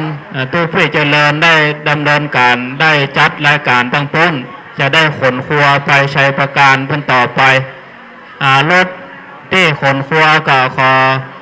เอารถอานิกรชาน้อยเก็บอุปกรณ์เลยตอนนี้ตัดสัญญาณไปวัดพระบาทอุดมพุ่นเลยตัดสัญญาณสถานีไปวัดพระบาทอุดมพุ่นเลยแล้วก็จะได้เอารายการที่วัดพระบาทอุดมพุ่นออกจะได้เที่ยวครัวตรงนี้เที่ยวครัวตรงนี้เรียบร้อยแล้วก็จะได้ออกรายการที่วัดพระบาทอุดมต่อไป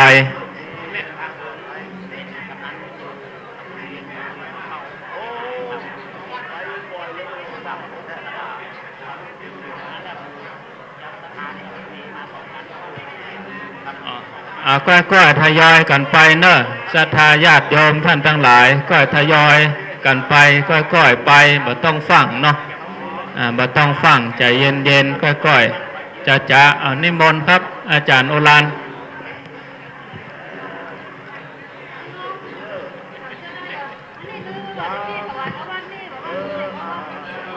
ส่วนการทำพิธีครับเจอยู่ที่ไหนเดี๋ยวมานี่กรรมส่วนการทำพิธีในทางพระพุทธศาสนา หรือว่าได้ถวายผ้าอาบน้ำฝน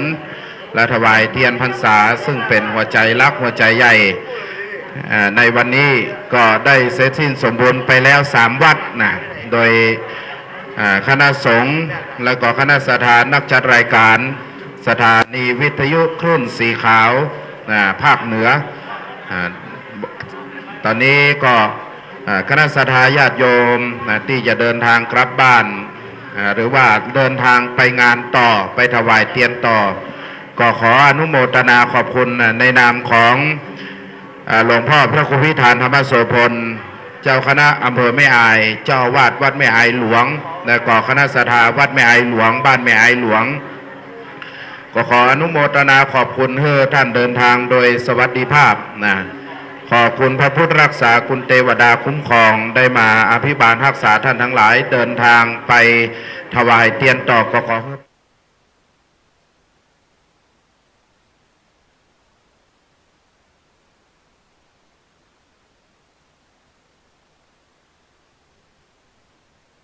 บุญใหญ่บุญหลวงที่คณะสัตยาติโยมเฮาได้มาร่วมกันถวายเทียนแล้วก็ได้บริจาคให้หอมไม่ว่าจะเป็นสร้างผ้าใหญ่ก็ดีขอโมทนาส่วนบุญกับพี่น้องคณะสัตยาติโยมสถานีวิทยุโอกาสหน้าฟ้าใหม่ปีหน้าฟ้าใหม่จะใดก็ขออาราธนาแล้วก็ขอเจริญพรเรียนเชิญคณะสัตยาติโยมได้มาร่วมกันแบบนี้แถมเพื่อสร้างความสามัคคีเพื่อสร้างบุญสร้างปรมีธรรมต่อไปปีหน้าฟ้าใหม่คณะสงฆ์และคณะสัตยาวัดแม่อายหลวงก็ขอนิมนต์ครูบาอาจารย์แล้วก็ศรัทธาญาติโยมมาร่วมทำบุญแห่งใหม่ปีหน้าฟ้าใหม่เขาก็จะได้ปะกันแถมปีนี้ก็เดี๋ยวก็จะได้ไปวัดพระบาทอุดมน้ำบ่อสาวาไปดูน้ำบ่อเด้อไปดูน้ำบ่อว่าน้ำบ่อสาวานั้นเลิกกี่วาแต่ใครจะลองพอก็ได้ว่ามันเลิกกวัดทูนพวกไหนวัดพระบาท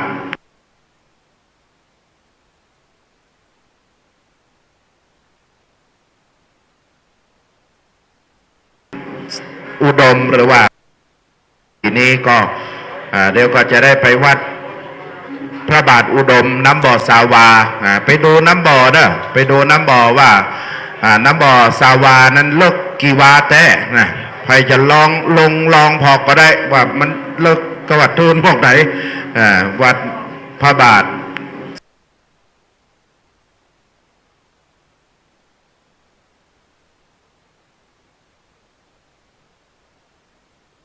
อุดมหรือว่าทีนี้ก็เดี๋ยวก็จะได้ไปวัดพระบาทอุดมน้ำบ่อสาวา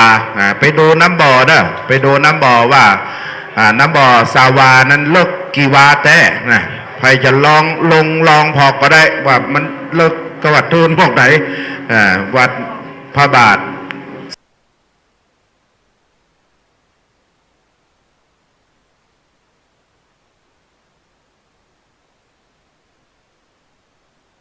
อุดมหรือว่า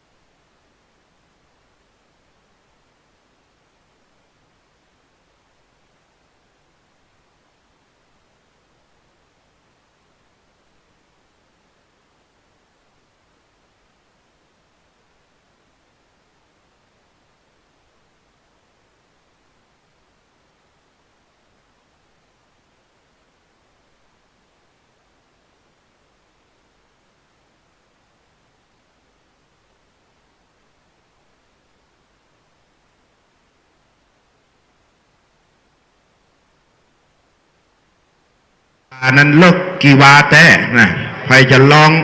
องพอก็ได้ว่ามันเลิกกวัดทูนพวกไหนวัดพระบาทอุดมหรือว่าเดี๋ยวก็จะได้ไปวัดพระบาทอุดมน้ำบ่อสาวาไปดูน้ำบ่อเด้อไปดูน้ำบ่อว่าน้ำบ่อสาวานั้นเลิกกี่วาแต่นะใครจะลองพอก็ได้ว่ามันเลิกกวัดทูนพวกไหนวัดพระบาทอุดมหรือว่า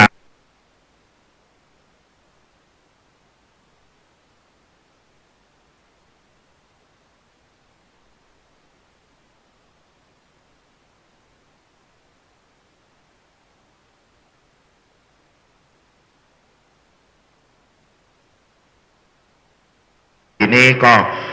เดี๋ยวก็จะได้ไปวัดพระบาทอุดมน้ำบ่อสาวาไปดูน้ำบ่อเด้อไปดู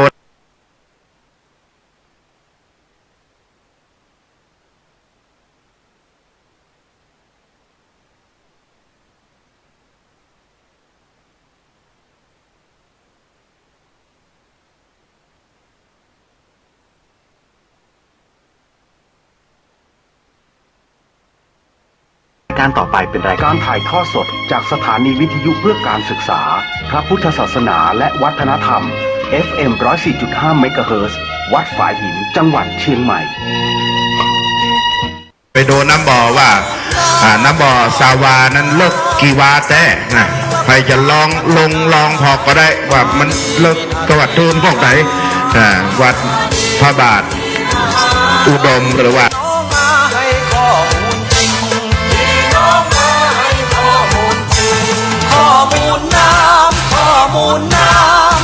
ทีนี้ก็